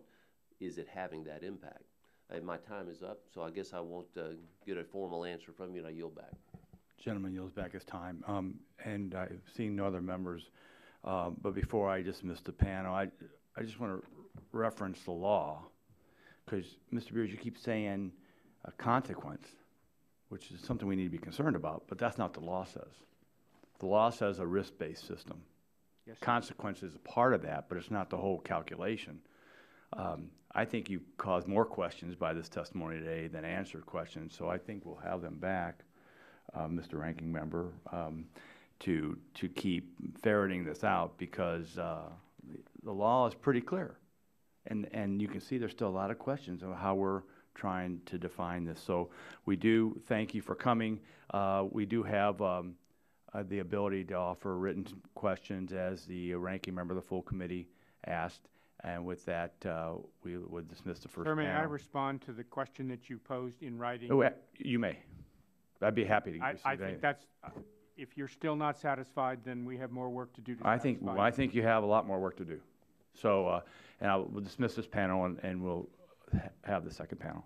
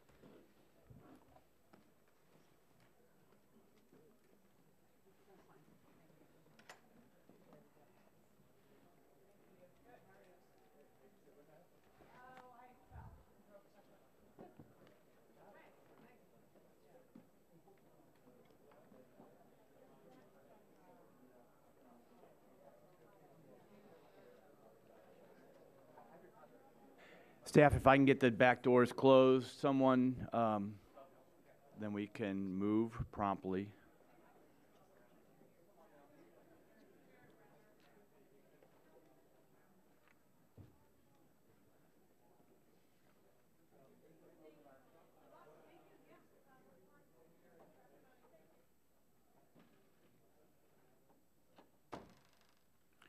We'd like to continue the hearing and welcome our second panel, one-member panel, so we can put full attention to the testimony and answer questions. So we'd like to welcome Mr. Stephen Caldwell, Director, Homeland Security and Justice from the Government Accountability Office. Sir, full statements in the record. You're recognized for 5 minutes. Thank you very much, Chairman Shimkus and Ranking Member Tonko. Appreciate being here to talk about CFATS and the findings in our about-to-be-released report on the program.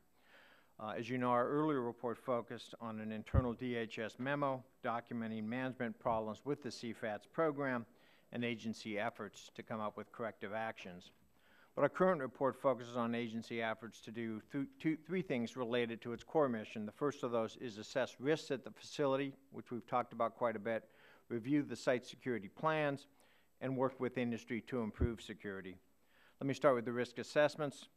As noted by both the Department and GAO have established criteria for risk assessments, and these were not followed closely in the CFATS program. Specifically, the three elements of risk, threat, vulnerability, and consequence were not all used. As has been discussed, vulnerability has not been used, and even though DHS does collect extensive information on it. Some of the CFATS program criteria in its own 2007 rule, such as including the economic consequences, also have yet to be implemented. Regarding the site security plans, we found that the Department had a cumbersome process in place for reviewing these security plans, which led to a backlog of security plans awaiting approval. The Department has attempted to streamline the review process by doing concurrent reviews among its experts when it had formerly been doing sequential reviews. However, the impacts of this streamlining is not known because no metrics were kept on how long the old process was taking. But even with a more streamlined review process, as we've noted in our statement, we're estimating 7 to 9 years to improve those facilities that have been tiered. But our estimates does exclude some of the important parts of the regime as a whole, such as the compliance inspections. Regarding industry, the CFATS program has increased its outreach, and this was noted in the queries we made to industry associations representing chemical facilities. Industry also expressed concerns about the burden of submitting and updating information to DHS, as well as frustration in wanting more details on the how and why their facilities were tiered a certain way. Some of these issues, as has been noted, may be resolved in terms of the Department is considering what information on its tiering process it might provide to industry. Nevertheless, CFATS program could benefit from systematically monitoring the effectiveness of its outreach activities. In closing, I'd like to briefly look back at our previous report, which commented on the serious management problems within the CFATS program. Because of a lack of documentation in the earlier years, we were really unable to determine the root causes for a lot of those problems. And this condition was found in our current work. As an example, we found no documentation as to why the current incomplete approach to risk assessment was chosen. So to some extent, the current program is still recovering from some of those earlier management problems. But we have found the Department to be responsive to our recent recommendations and our current findings. We hope their positive attitude continues to result in improvements. And related to this, I'd like to note that my written statement is titled Preliminary Observations, because we are still awaiting Department comments on the recommendations in our current draft report. We will finalize that report once we receive those comments, and we anticipate issuing that in early April. With that, I'm happy to respond to any questions.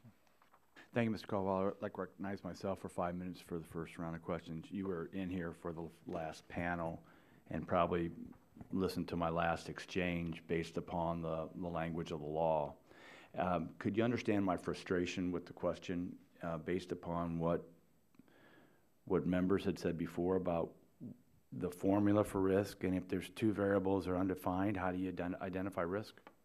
Yeah, I guess I agree with your point. The law calls for an assessment of risk, not of consequence.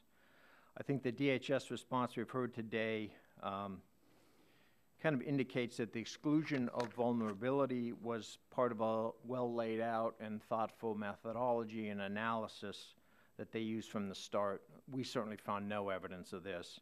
I mean, our early discussions with methodology with them last year indicated the officials did not know why the current methodology was picked or why vulnerability was left out, and there certainly was no documentation on that.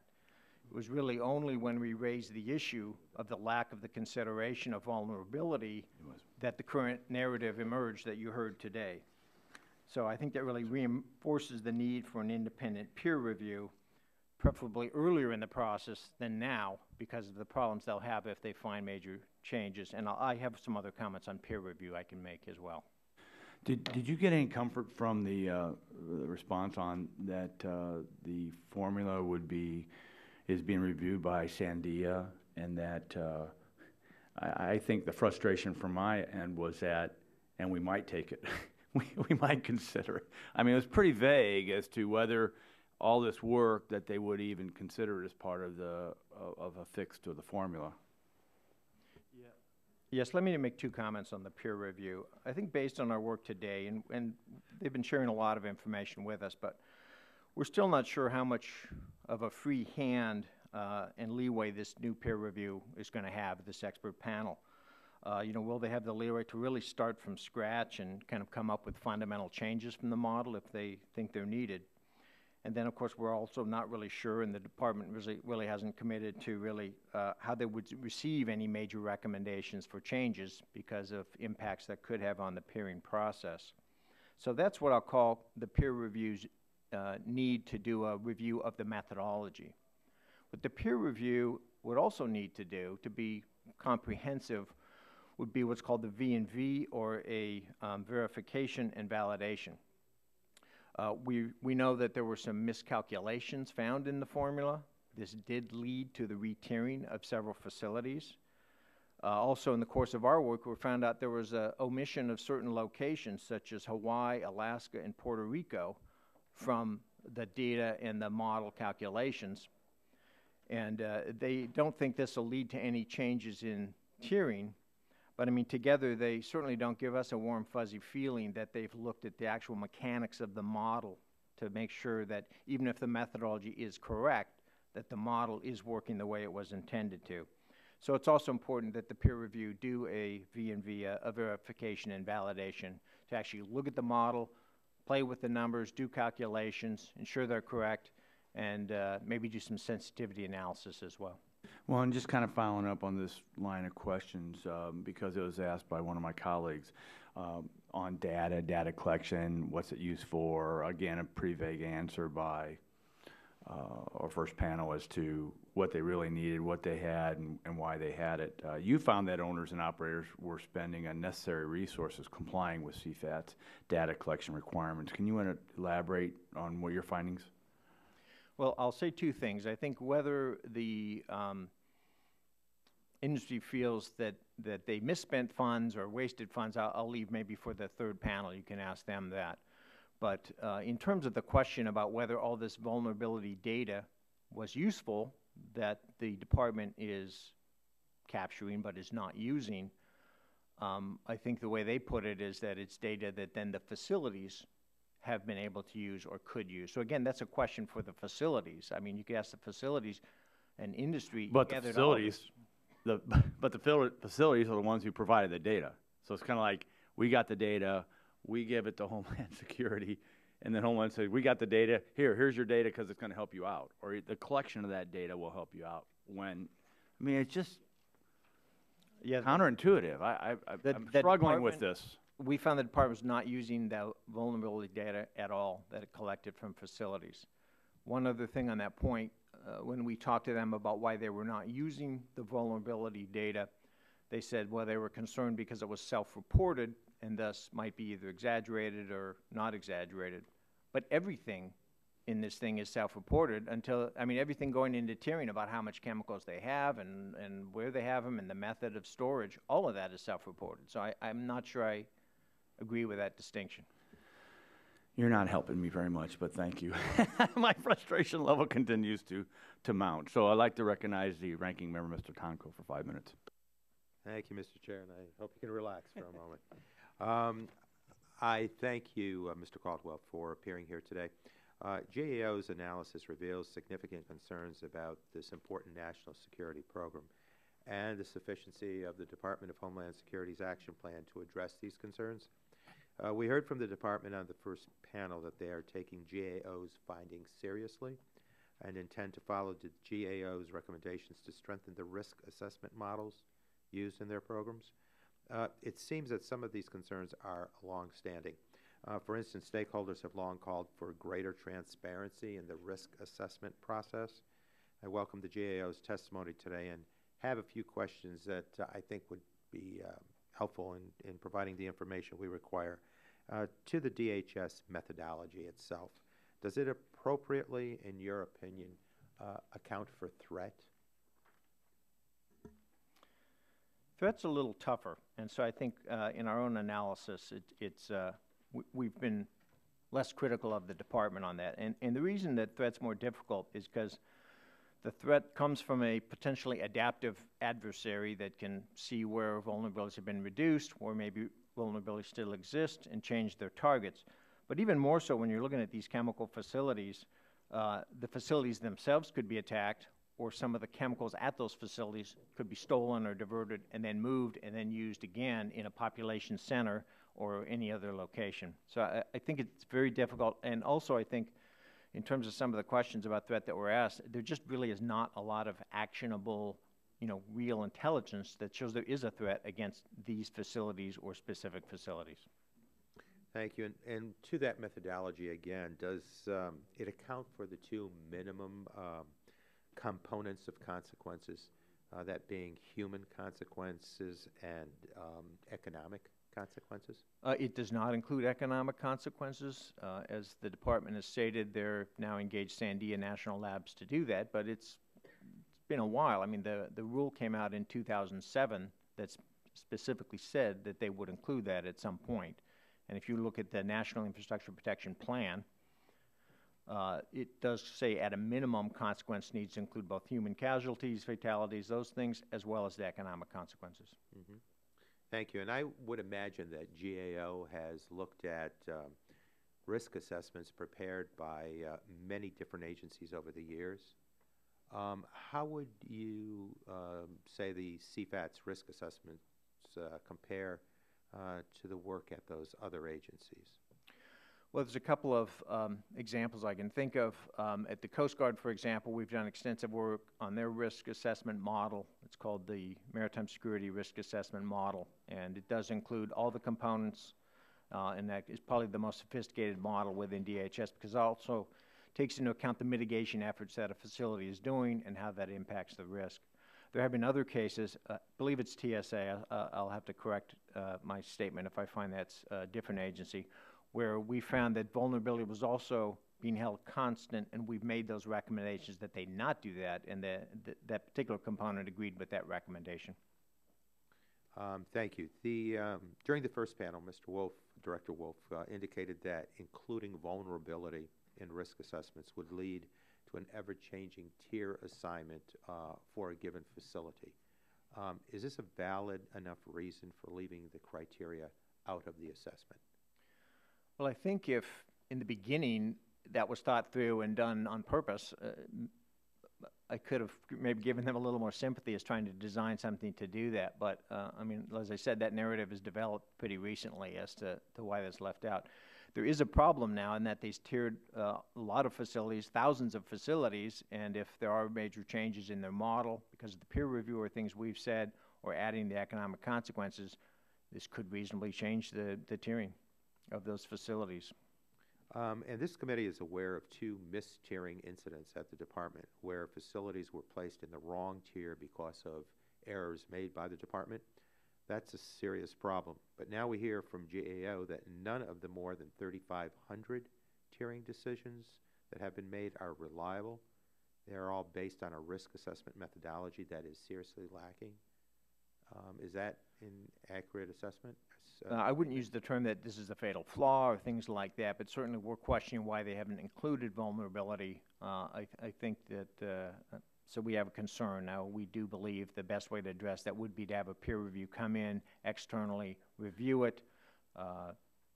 As we've said before, and as you said before, the National Academies of Sciences came in and found very similar problems across the department that we're talking about here within the CFATS program. Well, I see that my time has expired, so I will yield back, Mr. Chairman. Thank you. Chair now recognizes the gentleman from Pennsylvania, Mr. Pitts, for 5 minutes. Thank you, Mr. Chairman. Mr. Caldwell, you noted in your statement that it could take 7 to 9 years before ISCD completes the review of the 3,120 security plans currently in the review queue, and that the estimate does not include work by ISCD on other mission activities. What are some examples of these ISCD activities? Well, that estimate does not include about 900 facilities that have yet to be assigned into a final tier. Also, the time required to review the plans to resolve issues related to personal surety takes some time because a lot of some of the plans have been provisionally or conditionally approved, so they have to go back and revisit that once the personal surety rule is in place. And then there's the compliance inspections that they would do, which are separate from the plan approval, but those are generally done a year after. So you're looking at another year out there for individual facilities before they have the compliance inspections. And really, it's only until you have the compliance inspection whether you know that the facility is actually implementing the things in its security plan. So will implementing these mission activities further delay full CFATS program implementation? Well, certainly until all the pieces are in place, it's not going to be there. And I think several figures have been thrown out, 8 to 10 years, we said in our last hearing. I mean, now we're looking at 7 to 9 just for the approval plan. So it's going to be some time before this regime is completely in place, which is in contrast to maybe some of the other programs that were put in place after 9/11. Now, the regulated industry says that ISCD's efforts to communicate regarding CFATS-related issues are mixed in effectiveness. Does ISCD measure the effectiveness of its outreach efforts, and could they? No, they don't. They don't really. They measure some of the things like how many meetings they have and those kinds of things, but they have an outreach to really find out whether these have been effective. So we are considering. Should they or could they? Yes, and we are considering a recommendation with the department. We're in discussions with a recommendation that would ask that they do so. What should we take away from the input that you got from trade associations? Some of the things are working pretty well. The meetings with the Sector Coordinating Council seem to be effective according to industry. Also, some of the visits to facilities, a little bit mixed there. I think the more recent things based on some of the testimony you'll hear later today is that the officials doing those inspections from DHS do seem qualified and helpful, whereas I think some of the early response is that they were very reluctant to actually make useful, concrete suggestions on how to improve security. Now, you found that owners and operators were spending unnecessary resources complying with CFATS data collection requirements. Would you elaborate on that? I don't believe we ever said they were unnecessary. I just think they were worried about a substantial burden in terms of the cost it was taking to do these, particularly if something changed and they did this. I think one of the things the industry may tell you about in the next panel is the chemical industry can be a complicated business, so sometimes they change mixes of their chemicals in terms of some of their processes, and there's been a debate about whether then do they have to go back to DHS and resubmit everything because their mixture of chemicals is slightly different. That's a concern. And what, in your view, is the difference between the current site security plans and alternative security plans? Well, I think the alternative security plans look a little simpler. I think that they have some of the same information, but perhaps in a more useful way because it's portrayed as a plan as opposed to a data dump of a lot of individual information that's in the DHS tool. Thank you, Mr. Chairman. Thank you, Chair. Now recognize the gentleman from California, Mr. McNerney, for 5 minutes. Thank you, Mr. Chairman. Mr. Caldwell, we've been hearing this morning a lot about tiering formulas and about the risk assessment models. How familiar are you with the details of these models and formulas? We have not done the kind of verification and validation that a peer review of experts might do. So we have talked through what they use. We've discussed the factors, but I can't say we have tried to reproduce their models or do sensitivity analysis. Are these by and large Excel spreadsheets, or what do they look like, or what form do they take, or how do people have access to the models?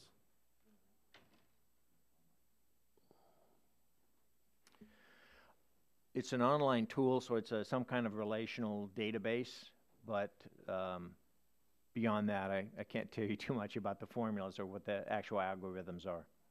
And what sort of security do the models have in terms of making changes to parameters, not parameters, but the way the models are executed? Is there a very secure methodology that's required for someone within DHS to change the model itself? We have not looked at the internal controls or the security settings on the model. So, as far as you know, somebody in one of these departments can say, well, geez, I think this model's a little off, I'm going to change it, and there has to be some sort of control on these things. There should be, yes, sir. Is that something you think you can find out or make an we can assessment? certainly ask the department and answer that as a question for the record, or you could direct it to the department, and that might expedite things. Okay. Or not. All right, thank you. I have a question. Were you assured by the Undersecretary's declaration that they had the best teams on cybersecurity and that they were on top of this issue and we don't have anything to worry about? That's not an aspect we looked at, so I have no comments on that. So cybersecurity is not within your sort of realm of it's one of many of the standards that they apply here. We do have other experts in GAO on cybersecurity that if you want to ask us a question for the record, we might be able to take that and answer for you, sir. All right, thank you. That's all I have, Mr. Chairman. Chair thanks the gentleman. Chair now recognizes, I believe, the gentleman from Ohio, Mr. Latta, for 5 minutes. Well, thank you very much, Mr. Chairman, and thank you very much for being here. We've got a couple of hearings going on, so I'm sorry that we're kind of in and out today. But if I could start with this question, how important is it for the Infrastructure Security Compliance Division to have the complete, validated, and verified risk assessment approach? I mean, I think our position is that the current approach is incomplete. So to the extent that they're using an incomplete model, they don't have an assurance that they're tiering these in the right fashion, appropriate with the National Infrastructure Protection Plan's criteria, which is pretty much the department's, criteria in terms of how you do risk assessments. So how would you have to go about to get that complete?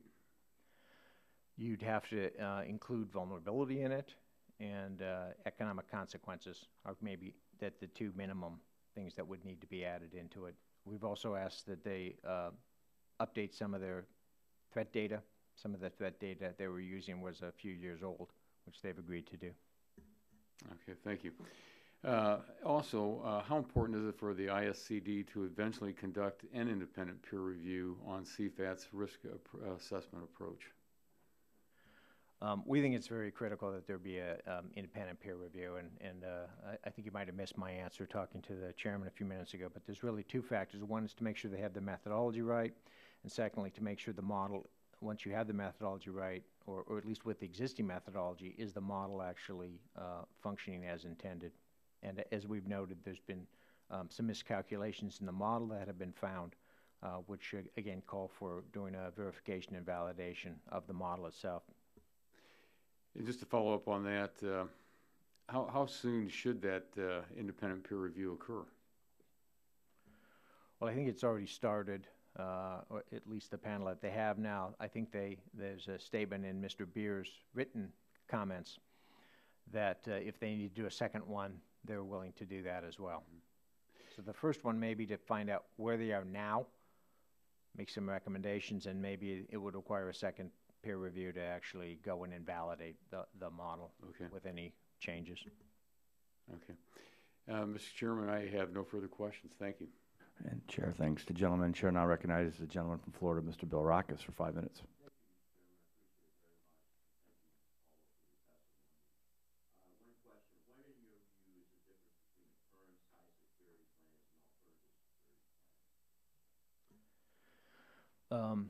The alternative security plans are written more like a plan. The document, the site security plan that DHS has is more, maybe I describe it as more as a data dump. It's a lot of different data that's in there. I mean, both can be useful, but I think industry feels, and you can ask the third panel, that the alternative site plan or alternative security plan is a little more user-friendly and still gets you there in the end.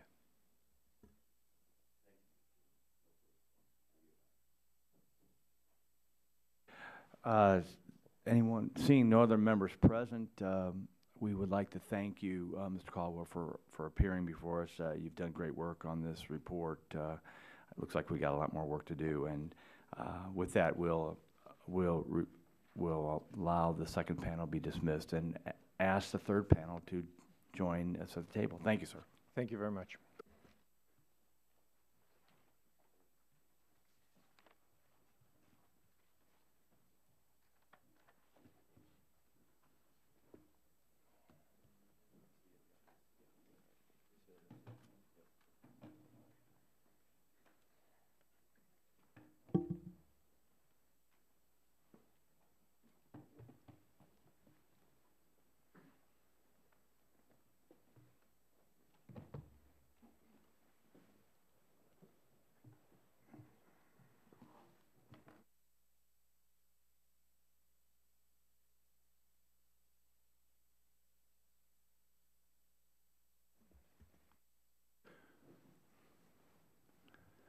We want to thank the third panel for joining us and sitting through most of the testimony. I'm sure that's going to be helpful in the remaining members as we listen to your opening statements and direct questions. And we'll do so now. The first person that I'd like to recognize is, I'm going to recognize Mr. Allman. That's okay, Jerry. I'm great. Mr. Allman, who is Vice President of Society of Chemical Manufacturers and Affiliates. Sir, you're recognized for 5 minutes. Your full statement's in the record. Thank you, and good morning, Chairman Shimkus, Ranking Member Tonko, and members of the subcommittee. My name is Bill Allman, and I'm the Vice President of Government and Public Relations at the Society of Chemical Manufacturers and Affiliates. I'm pleased to have the opportunity to provide you with an update on the Department of Homeland Security's implementation of CFATS from the perspective of specialty chemical manufacturers, many of which are small and medium-sized companies. Since the previous hearing last September, there are several areas we feel are worthy to highlight in terms of implementation progress. First, CFATS continues to reduce risk. Second, authorizing inspections are revealing some positives about DHS's implementation, but also some challenges for small and medium-sized facilities. Lastly, collaboration with the regulated community has improved. With respect to risk reduction, CFATS continues to drive facilities to reduce inherent hazards, where, in their expert judgment, doing so is in fact safer, does not transfer risk to some other point in the supply chain, and makes economic sense. Today, nearly 3,000 facilities have changed processes or inventories in ways that have enabled them to screen out of the regulation.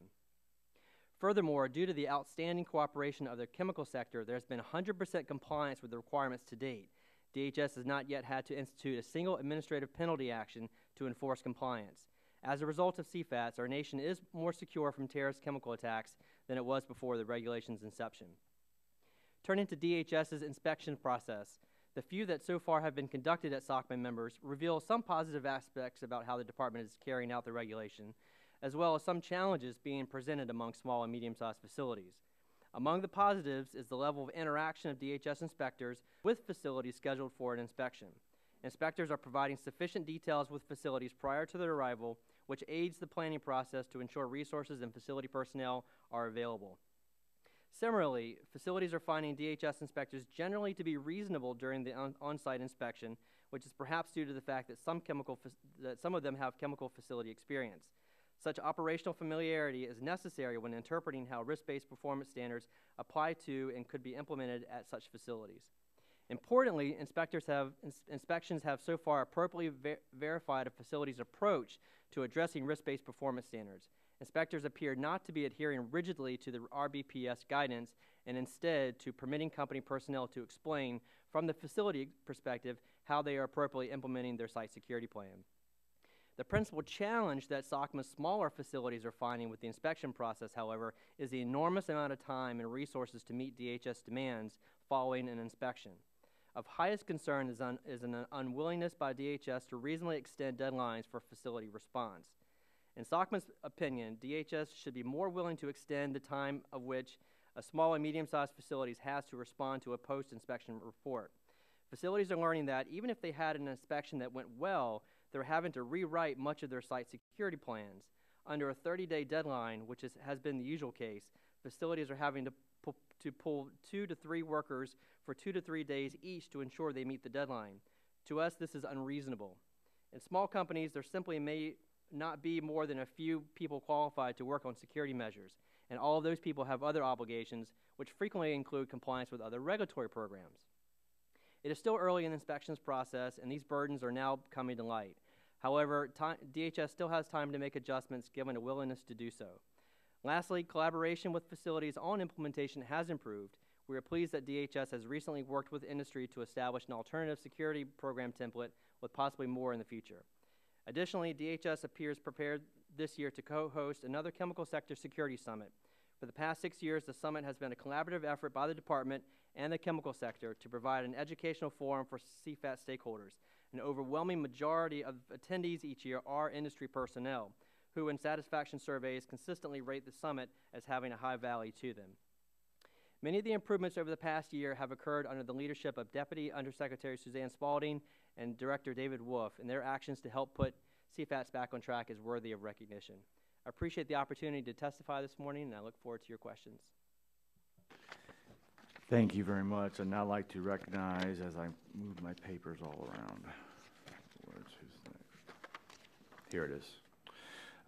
Mr. Timothy Scott, Chief Security Officer and Corporate Director of Dow Chemical Company, on behalf of the American Chemistry Council. So you're recognized for 5 minutes. Thank you. Chairman Shimkus, Ranking Member Tonko, and members of the subcommittee, I'm Tim Scott, Chief Security Officer of the Dow Chemical Company, speaking today on behalf of Dow and the American Chemistry Council. The chemical industry and Department of Homeland Security have a common goal to improve the security profile of the chemical sector and reduce the risk of attack against industry or the use of chemicals as a weapon. Our positions are that security is a top priority of the chemical industry. Progress has been made in all areas of chemical security, but there is still obviously work to be done. ACC will continue to partner with DHS to achieve success, and we need the certainty of a multi-year extension of DHS authority for a sustainable program. Progress has been made, and we need to build on that progress as respectful partners with different skills and expertise, but with a common goal.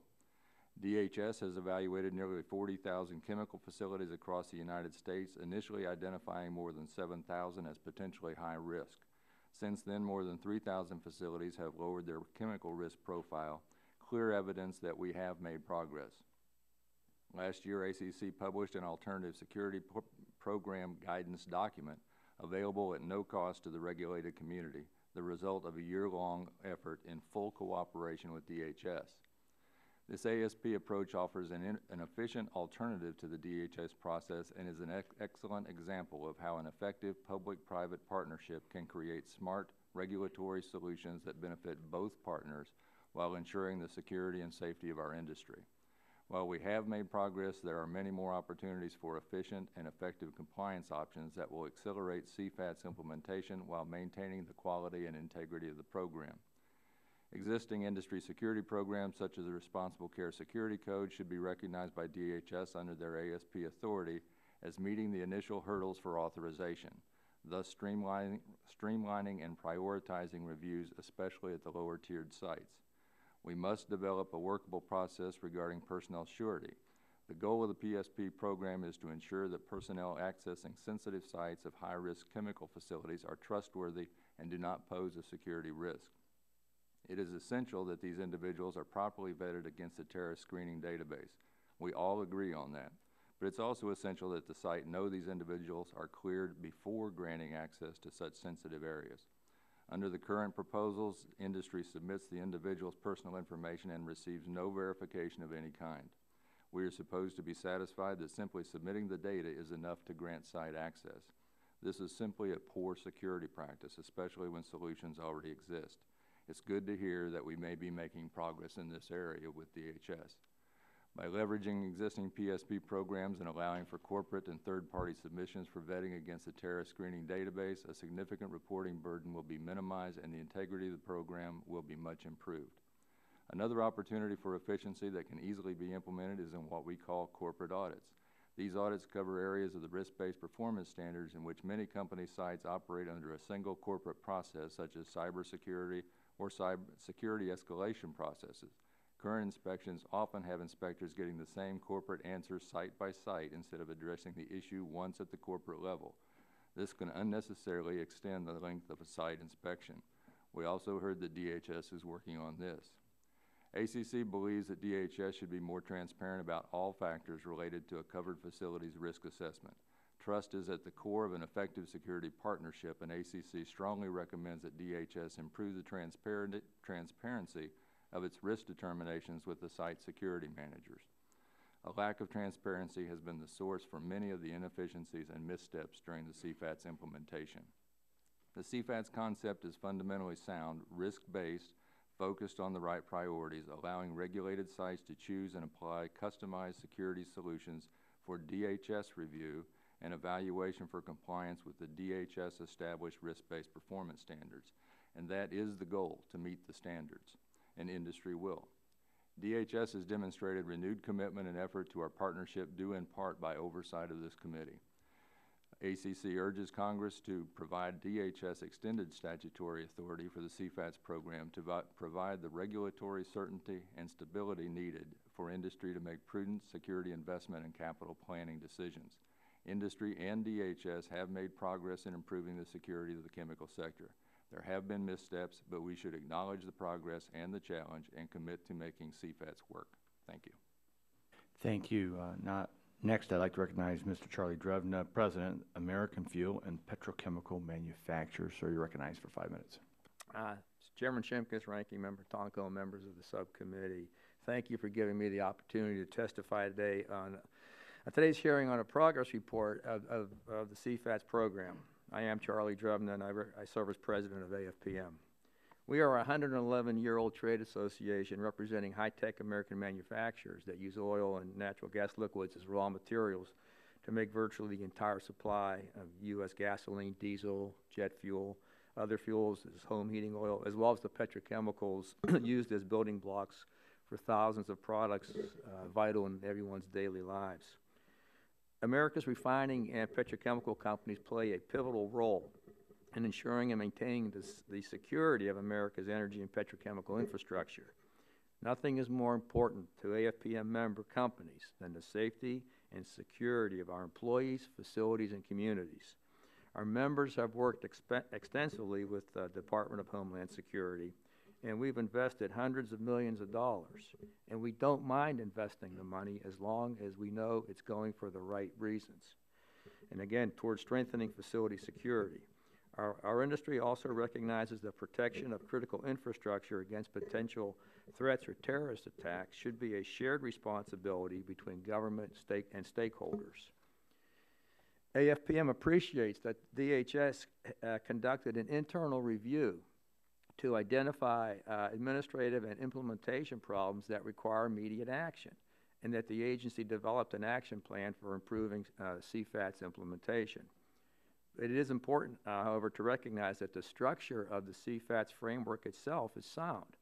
And even though the leaked report from GAO revealed the implementation of CFATS program was somewhat flawed. Additionally, America's critical infrastructure facilities are secure, and there have been no attacks on chemical facilities since development of the CFATS program.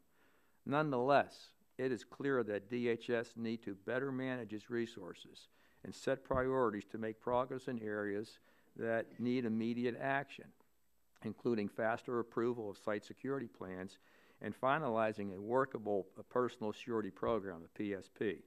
Such measures would work to strengthen the program and our national security. AFPM believes that DHS has made progress over the past year to address the problems identified in the DHS leaked report and action plan. However, DHS should continue to make improvements by addressing issues including personal surety with the help of the industry in order to enhance the overall effectiveness of CFATS implementation in the short term. AFPM is pleased that DHS withdrew the personal surety proposal from the Office of Management and Budget last July, and then held a series of meetings with industry to take another look at this issue. Congress intended, and I heard today a repeat of that intent, that the risk-based performance standard on personal security, which governs access to high-risk facility, allow facilities the flexibility to determine the most efficient manner to meet that standard. Instead, DHS initially proposed an arguably prescribed PSP program that failed to recognize the Transportation Worker Identification Credential, or TWIC card, and other established federal vetting programs. Such a program would have been burdensome to both DHS and industry and would be a wasteful and ineffective use of agency and industry resources. Instead of proposing a duplicative, burdensome PSP, DHS should remain focused on fixing the current problems and not expand beyond the scopes of the core CFATS program. The PSP program must be fixed soon, and we hope that DHS will honor the TWIC and other federal credentials at CFATS sites. Facilities should have the option to use federally secure vetting programs such as TWIC to satisfy CFATS without submitting additional personnel information. AFPM supports a PSP program that requires only a one-time submission of a personnel identifying information to DHS, recognition of TWIC and other federal credentials, and the use of third-party submitters for corporate submissions. This would lessen the burden on both DHS and industry and would potentially account for half the population affected by the personal security program, specifically contractors coming to CFAT sites who would already have those cards. Stakeholder industry input is necessary. To assist DHS in addressing the CFATS implementation challenges, continued stakeholder input is necessary. We are encouraged that we're seeing DHS do this more and more. In summary, AFPM believes that DHS has made progress over the year addressing the problems identified in the internal report. We also acknowledge that there's been far greater outreach and more detailed discussions with DHS, and we hope that those continue in the future. Thank you, and I look forward to any questions you may have regarding my testimony. Thank you. Now the chair recognizes Mr. Rick Hind, Legislative Director for Greenpeace. Sir, you're recognized for 5 minutes. Thank you, Mr. Chairman. My name is Rick Hind. I'm the Legislative Director of Greenpeace, as you mentioned. I appreciate the opportunity to talk to you today, both to this committee and with this panel here. We work with over 100 other organizations, mainly unions, environmental justice organizations, other environmental groups, security experts, 9/11 families, and others who for 10 years have pushed for disaster prevention.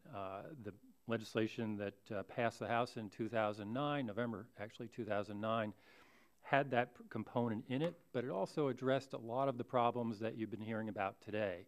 It provided for regular scheduling of the DHS issuing vulnerability and security plans, as well as keeping regular reports back to Congress. I think you probably would have been hearing about any of these problems in 2011 at the latest if that legislation had been enacted in 2010.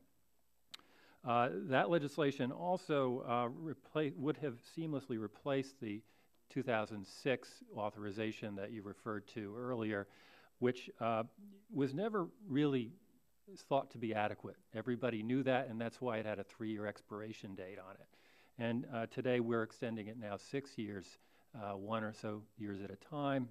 And therefore, I think you have, I think appropriately, given the due that DHS staff deserve, their dedication and stick-to-itiveness in a program that is really inadequate, from the legislative foundation through to the continuity of its funding by Congress. However, the kind of big elephants in the room that we see unaddressed are the fact that the statute actually prohibits the government from requiring disaster prevention in the statute, barring any particular security measure for approval of security plans. In addition, the statute actually exempts thousands of facilities. So when we're talking about here, when you think of the classic Bhopal disaster of poison gas drifting out of a plant endangering people, and in this country we have hundreds of plants that can do that. In looking at the tiering of DHS, if you separate that by risk issue, or I should say security issue, The release issue security facilities in tiers 1 and 2 totals 35. That's totally, in all 4 tiers, 370 facilities. That data is 2011, so it may be slightly less now. The point is that less than 10% of the facilities that you think of as the 3,900 CFATS facilities may be chemical disasters in the sense we all think of it as. And that's because they're being regulated by other programs like the MTSA, which look at more the water access of the facility. Major facilities in the country, like this Keeney plant, probably the highest risk facility in the United States, is regulated by MTSA. That facility puts 12 million people at risk. They, for 2 years on their website, say they're converting. We hope they are. Clorox converted in all of their facilities in 3 years, eliminating these risks to 13 million people. And we say risk, we mean, in consequence, we mean a poison gas like chlorine that can drift 14 to 20 miles from a facility and put everyone downwind in danger of pulmonary edema, which would mean your lungs would literally melt. You would drown in your lung fluid. Those who would survive could have long-lasting, lifelong health problems. So when we hear about the rush to approve security plans now, and we're not comforted by the 7 to 9 year schedule GAO brings out, we're also not comforted by the fact that it's not a complete deck that we're dealing with here. So approval of a plan doesn't necessarily make it secure, and it certainly doesn't make it no longer vulnerable. The CEO of DuPont admitted that an airplane or a small helicopter coming into a plant couldn't be stopped by fence line security, which is the entire basis of this kinds of security. Similar communities living near these plants are not comforted by these alternative security plans developed by industry lobbies. They've heard too often when they've sheltered in place or seen explosions and flares and fires, or averaging about 45 a year, by the way, at refineries, that everything's okay, there's no dangerous levels of chemicals released. So when you look at our testimony, look at the people who we've quoted in there, but also look at the Center for American Progress reports we cited, which identified hundreds of facilities that have converted and eliminated these risks to millions of people. We think any plant that can convert should be required to convert.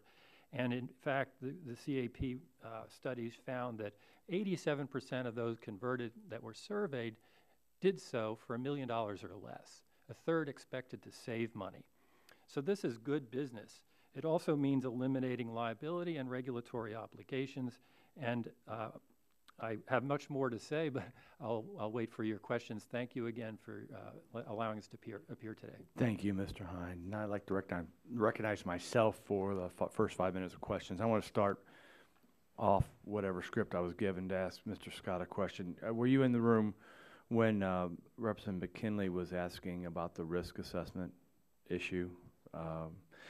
And of course, DHS responded that, well, we don't know of any identifiable risks. Then the question went, I'm paraphrasing here, then the question went to about European security, and DHS responded, well, we think we're the gold standard. Since you operate in around the globe, does individual European countries or the EU at large have a CFATS type program? No, but they're discussing a similar program. The difference you have there, you're working between various countries, but they do have regulations in place, like the CFATS regulations that impact off-site types of emergencies. EU is having a conversation about are there any general rules and regulations that we can put in place. They have talked with DHS in the past. We are working with... Maybe they should talk with our GAO, our Government Accounting Office, than DHS. Well, DHS is a standard. I wouldn't say it was a gold standard. But the folks overseas are looking at similar directions to go, both in transportation and site security, but we also have a lot of work that we've done over there through the Responsible Care Code is a global code. So that's been implemented, and a lot of the same safety and security cultures that are in place in the U.S. are in place throughout Europe. Great, appreciate that. Now, for Mr. Allman, Mr. Scott, and Mr. Drevna, GAO reports, and you all heard these conversations earlier today, that DHS largely disregards vulnerability, economic criticality, and threat assessments as part of their risk calculations, making CFATS a modified consequence prevention-only program. Are you concerned your members might be overregulated or under-tiered, Mr. Allman?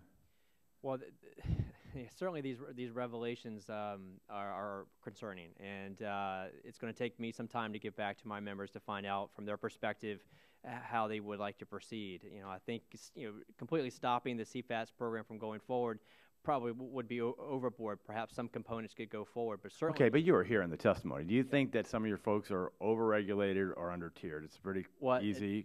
At this point, it seems like that may be the case. Thank you, Mr. Scott. I would say yes. Looking at the variability in the sites that we have that are covered, there's a lot of question in how we got where we got. Mr. Drevna? I concur. You've heard from panels 1 and 2 that DHS has collected a lot of information that it will not use in risk assessment. Are you comfortable with that, Mr. Allman? No, we are not. And why? That DHS should use the information that's given them. As has been testified before, there's been an enormous amount of resources given to from our side, given to the department to that we're compelled to do, and there's an understanding that the department is going to use that information. Mr. Scott? I agree. The inefficiency in the process caused a lot of unnecessary work, a lot of information that they've never used, and we don't know where the information went. It seems like they felt like they had the answer before we started the process. Mr. Drevna?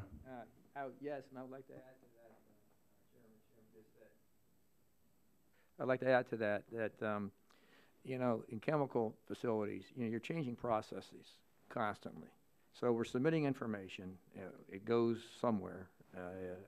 Lots of information, over 900 questions on some things. It goes somewhere, whether it's used or not, probably not, all of it. Again, if it's vital, perfect. If it's not, let us work with you to get it done. But then you change your process again, you may have to go through the whole thing again, because these things are not static kinds of plants. We're always changing volumes and chemicals. Mr. Scott? I would like to add to that. That's one of the big issues that we have is we typically have larger plants, a lot of processes in those plants, and we are required to submit anytime we change anything in the process, make another submission. That puts you back to square one in the whole process. So yeah, and just because my time's getting short, and Mr. McNerney's not here, but he talked a lot about cyber stuff. So you've got all this data going somewhere. If it's not being used, why it's being held, and what's the risk of that being pulled out to be actually to make your facilities less secure? Is that a risk, Mr. Scott? Well, it is a risk whenever you release the information that you hope that it's going to be secured, but in the earlier panel, we also heard that, well, maybe we can declassify that so everybody can talk about it. And I'm concerned about the level of declassification. If it's just open to the public, that's a real security concern. Anyone else while my time's expired? Mr. Drevna? I would like to add to that, you're probably one hit of forward or reply all from exactly what Mr. Scott has just talked about. Absolutely. Mr. Allman, okay, thank you. Chair now recognizes Ranking Member Mr. Tonko for 5 minutes. Thank you, Mr. Chair, and to the gentlemen on the panel, thank you for your time and your input today. To the industry witnesses, did you participate in GAO's survey? Oh, SOCMA did, yes. ACC did, yes. Yes, sir. So you all did. GAO found that transparency in the tiering process should be improved. Can each of you state whether you agree with this GAO conclusion?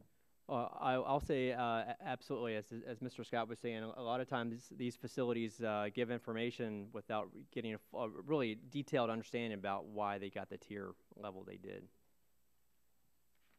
All the information was submitted. I absolutely. I think it should be more transparent with the people that we were supposed to be working as partners. And I agree, Mr. Tonko. But I will say that the process has somewhat improved. I mean, we've got a long way to go, but we weren't where we were before this report came out. Now, Mr. Drebner, you talked about the PSP process and utilizing it more readily.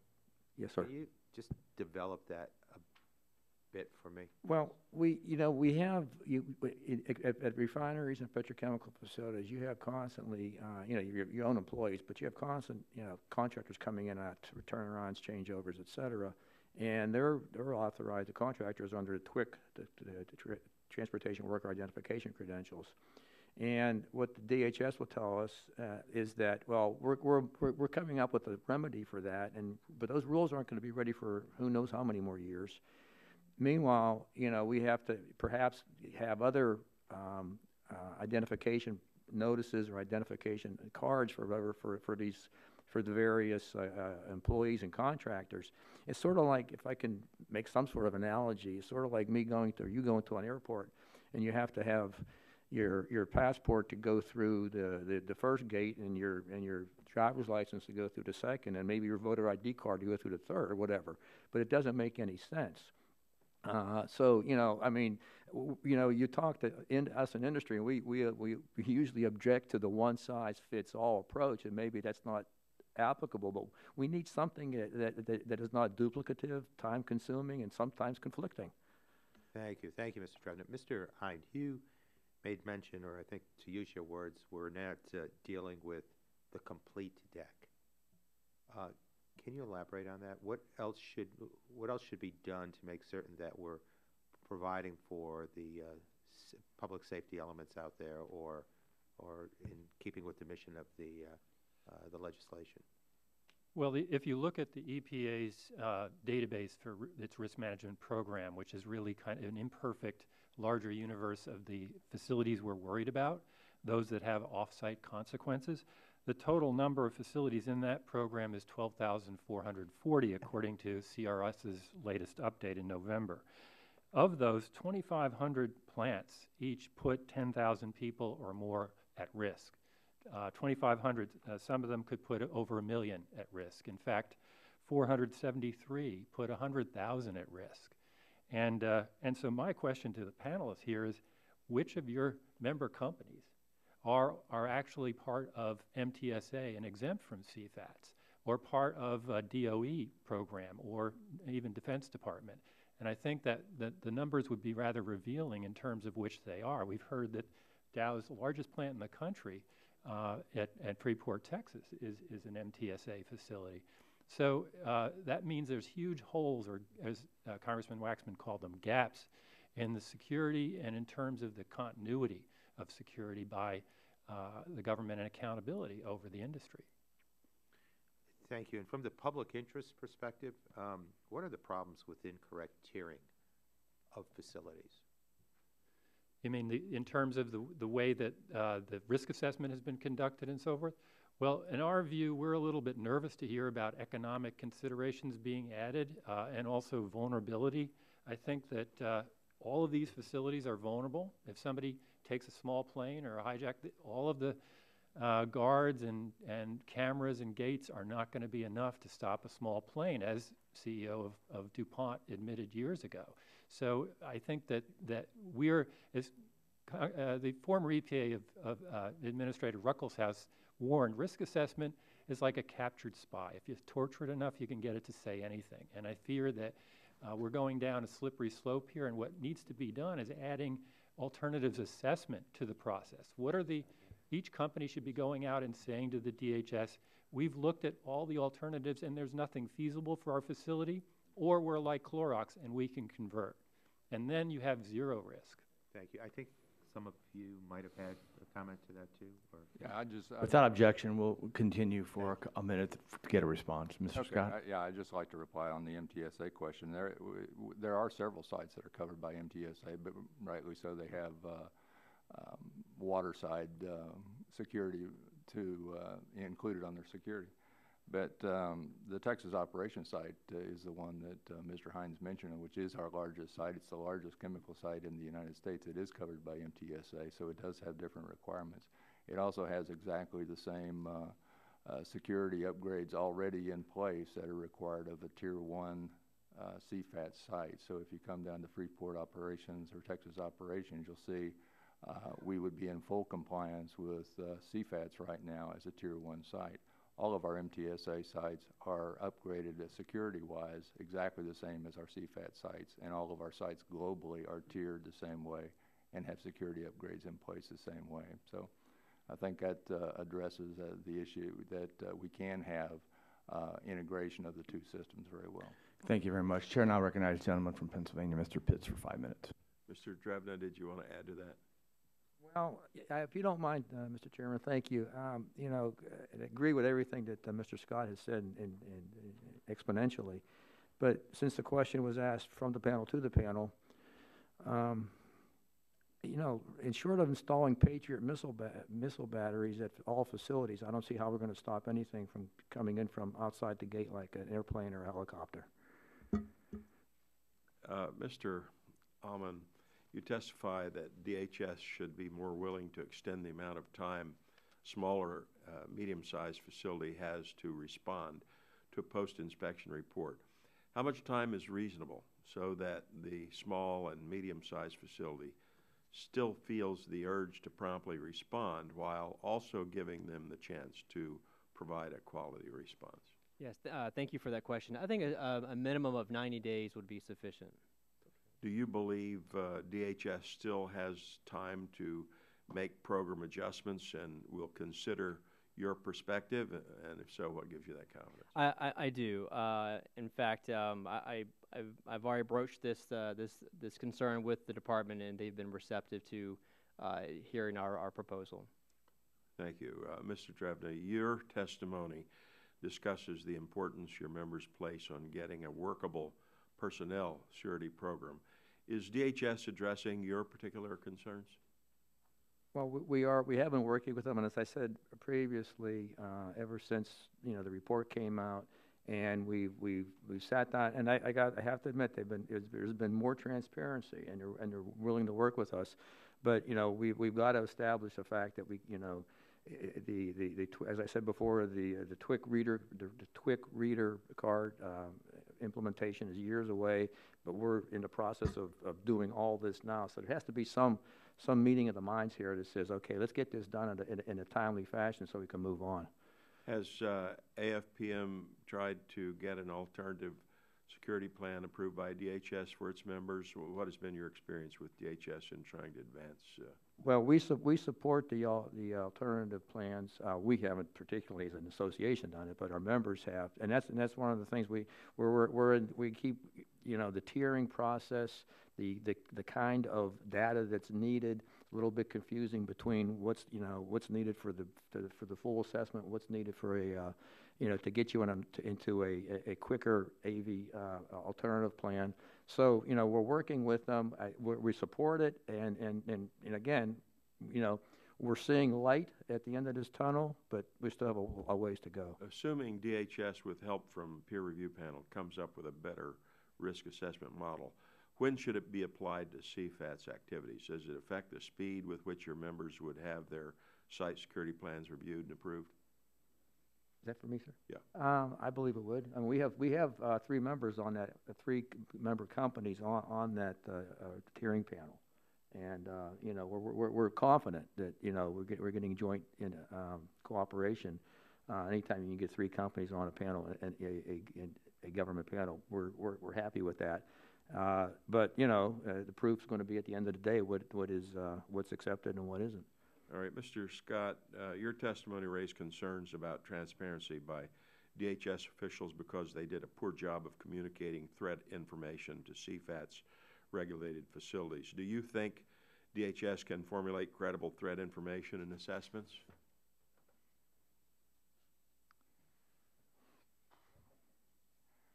I think they can give us the information that they have available to us.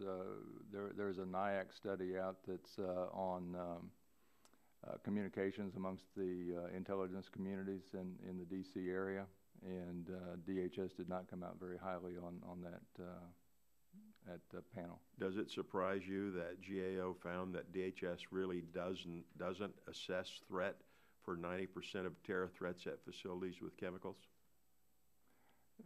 Threat typically is not discussed, and when you have a meeting with DHS, typically it starts with there are no credible threats to the chemical industry at this time.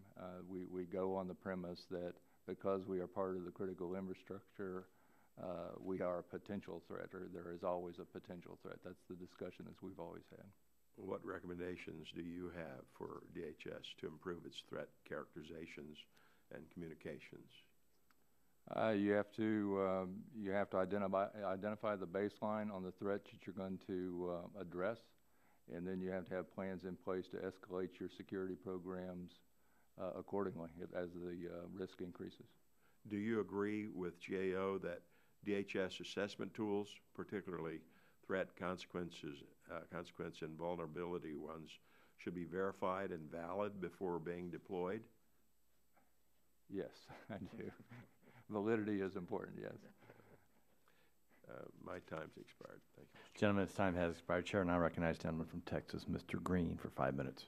Thank you, Mr. Chairman. And obviously, our threat assessment's a work in progress, because I remember in late 2001, there was in one of the caves in Afghanistan, there was information on a attack on a refinery in Pasadena, California. Didn't take too long to know there's no refineries in Pasadena, California. But I represent Pasadena, Texas, and we have no shortage of refineries. And and that was right after 9/11. Obviously, it was infancy. And today, though, there's a lot, and I know at least in the industries I work with in my area in East Harris County, the coordination between the federal agencies and our local police agencies is amazing. Now, I don't know what DHS does, but with the local law enforcement, the FBI, the Customs Border Protection, the Coast Guard. In fact, I was at the Coast Guard facility in our district that now is co-located at a Coast Guard facility with the Harris County Sheriff's Office boats, along with the Houston Police Department boats at the same location in our district in Galena Park, Texas. So, I mean, it's a work in progress. And first thing, were y'all here for the first panel? Do you feel confident that we're going to end up not having to jump through second hoops on your non-MTSA facilities, that the TWIC card is going to be able to be used? If you have a site that Dow does, for example, in Freeport, that the TWIC card works, and you have a land-based site, the TWIC card will also, ultimately when they get through, will also be able to be used for an ID at that land-based facility for Dow? That's the direction that they're moving in. So yes, the TWIC card would be acceptable and usable at any of those sites. Yeah. Well, Mr. Chairman, we need to just monitor that, because I know we've in this subcommittee had that discussion for a number of years, and frankly, we probably wouldn't have gotten where we are without a great GAO study to show that the problems within DHS. Both for Mr. DeRiva and Mr. Scott, over the past year, have you seen changes in outreach and cooperation from DHS and the industry, particularly as they relate to chemical and fuel and petrochemical manufacturers in the last year? Yes, in the last year, they have significantly improved the communications from DHS to the people in the field, and from the people in the field to the sites, yes. Well, and I understand your testimony and your concern that the transparency on the decision-making ought to be much better, and our committee ought to be encouraging that. Now, I do have some concern about the information you provided on your plant facilities, because, again, the experience we have over the last 12 years is that if a lot of your information that's given to DHS is public record, there are folks in part of the world who, can, with a punch of a button, can look up plant design and plant vulnerability. That should not be public record. And I'm concerned about that, that, we want transparency in the approval process, but, as much as I want as much public information for my constituents who live around and work on those plants, I also know I don't want to give a guide to somebody who wants to fly that Piper Cub over it. Is that some of your concern? Absolutely. We, it's like I said before, Congressman Green. We submit the information, and we submit it in good faith. And you're required to. Yeah, but like I say, it's either one reply all or one forward button away from getting into the wrong hands. Well, I think in follow-up hearings, we might have DHS come talk about what they do with the information that's provided, so it is protected. And but I have to admit, Charlie, it's interesting. The ultimate Second Amendment is somebody having a Stinger missile to protect their plant or their house from a Piper Cub flying over it. I don't think we're going to get to that point, but I see planes fly over my plants literally every day when I'm at home, and there's a special protection. No, you have to have special access to be able to fly over those facilities, and no system's foolproof. But I also don't know if I really want us to have to train our plant personnel to have a Stinger missile on their shoulder. I would concur, Congressman Green. But, Mr. Chairman, you know, I appreciate the hearing. It seems like we've made progress, but obviously DHS needs to come a little more, more with plants who have, as I said before, have made $1 million in federal tax dollars, millions of dollars investment in partnerships with our local communities that we still don't know what hoops and what will be approved, whether it be tier 1, 2, 3, or 4. And I'd like to have, some certainty there. And I know Greenpeace would like that too, and so would my constituents. Thank you. Gentleman yields back his time. We want to thank the third panel for being here and ask unanimous consent for 5 days for the subcommittee members to submit opening statements for the record without objection, so ordered. We'd also ask unanimous consent for 10 days to submit written questions for submittal to witnesses for the inclusion in the records. That also pertains to you all. And the inclusion of a letter, ask unanimous consent for the inclusion of a letter from the National Association of Chemical Distributors to myself and Mr. Tonko. Your staff's approved. Dated March 12, 2013, on the CFATS program without objection. So ordered, and the hearing is now adjourned. Hi. Good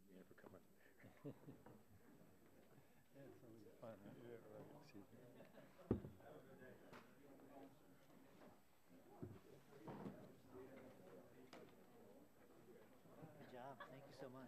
Appreciate it.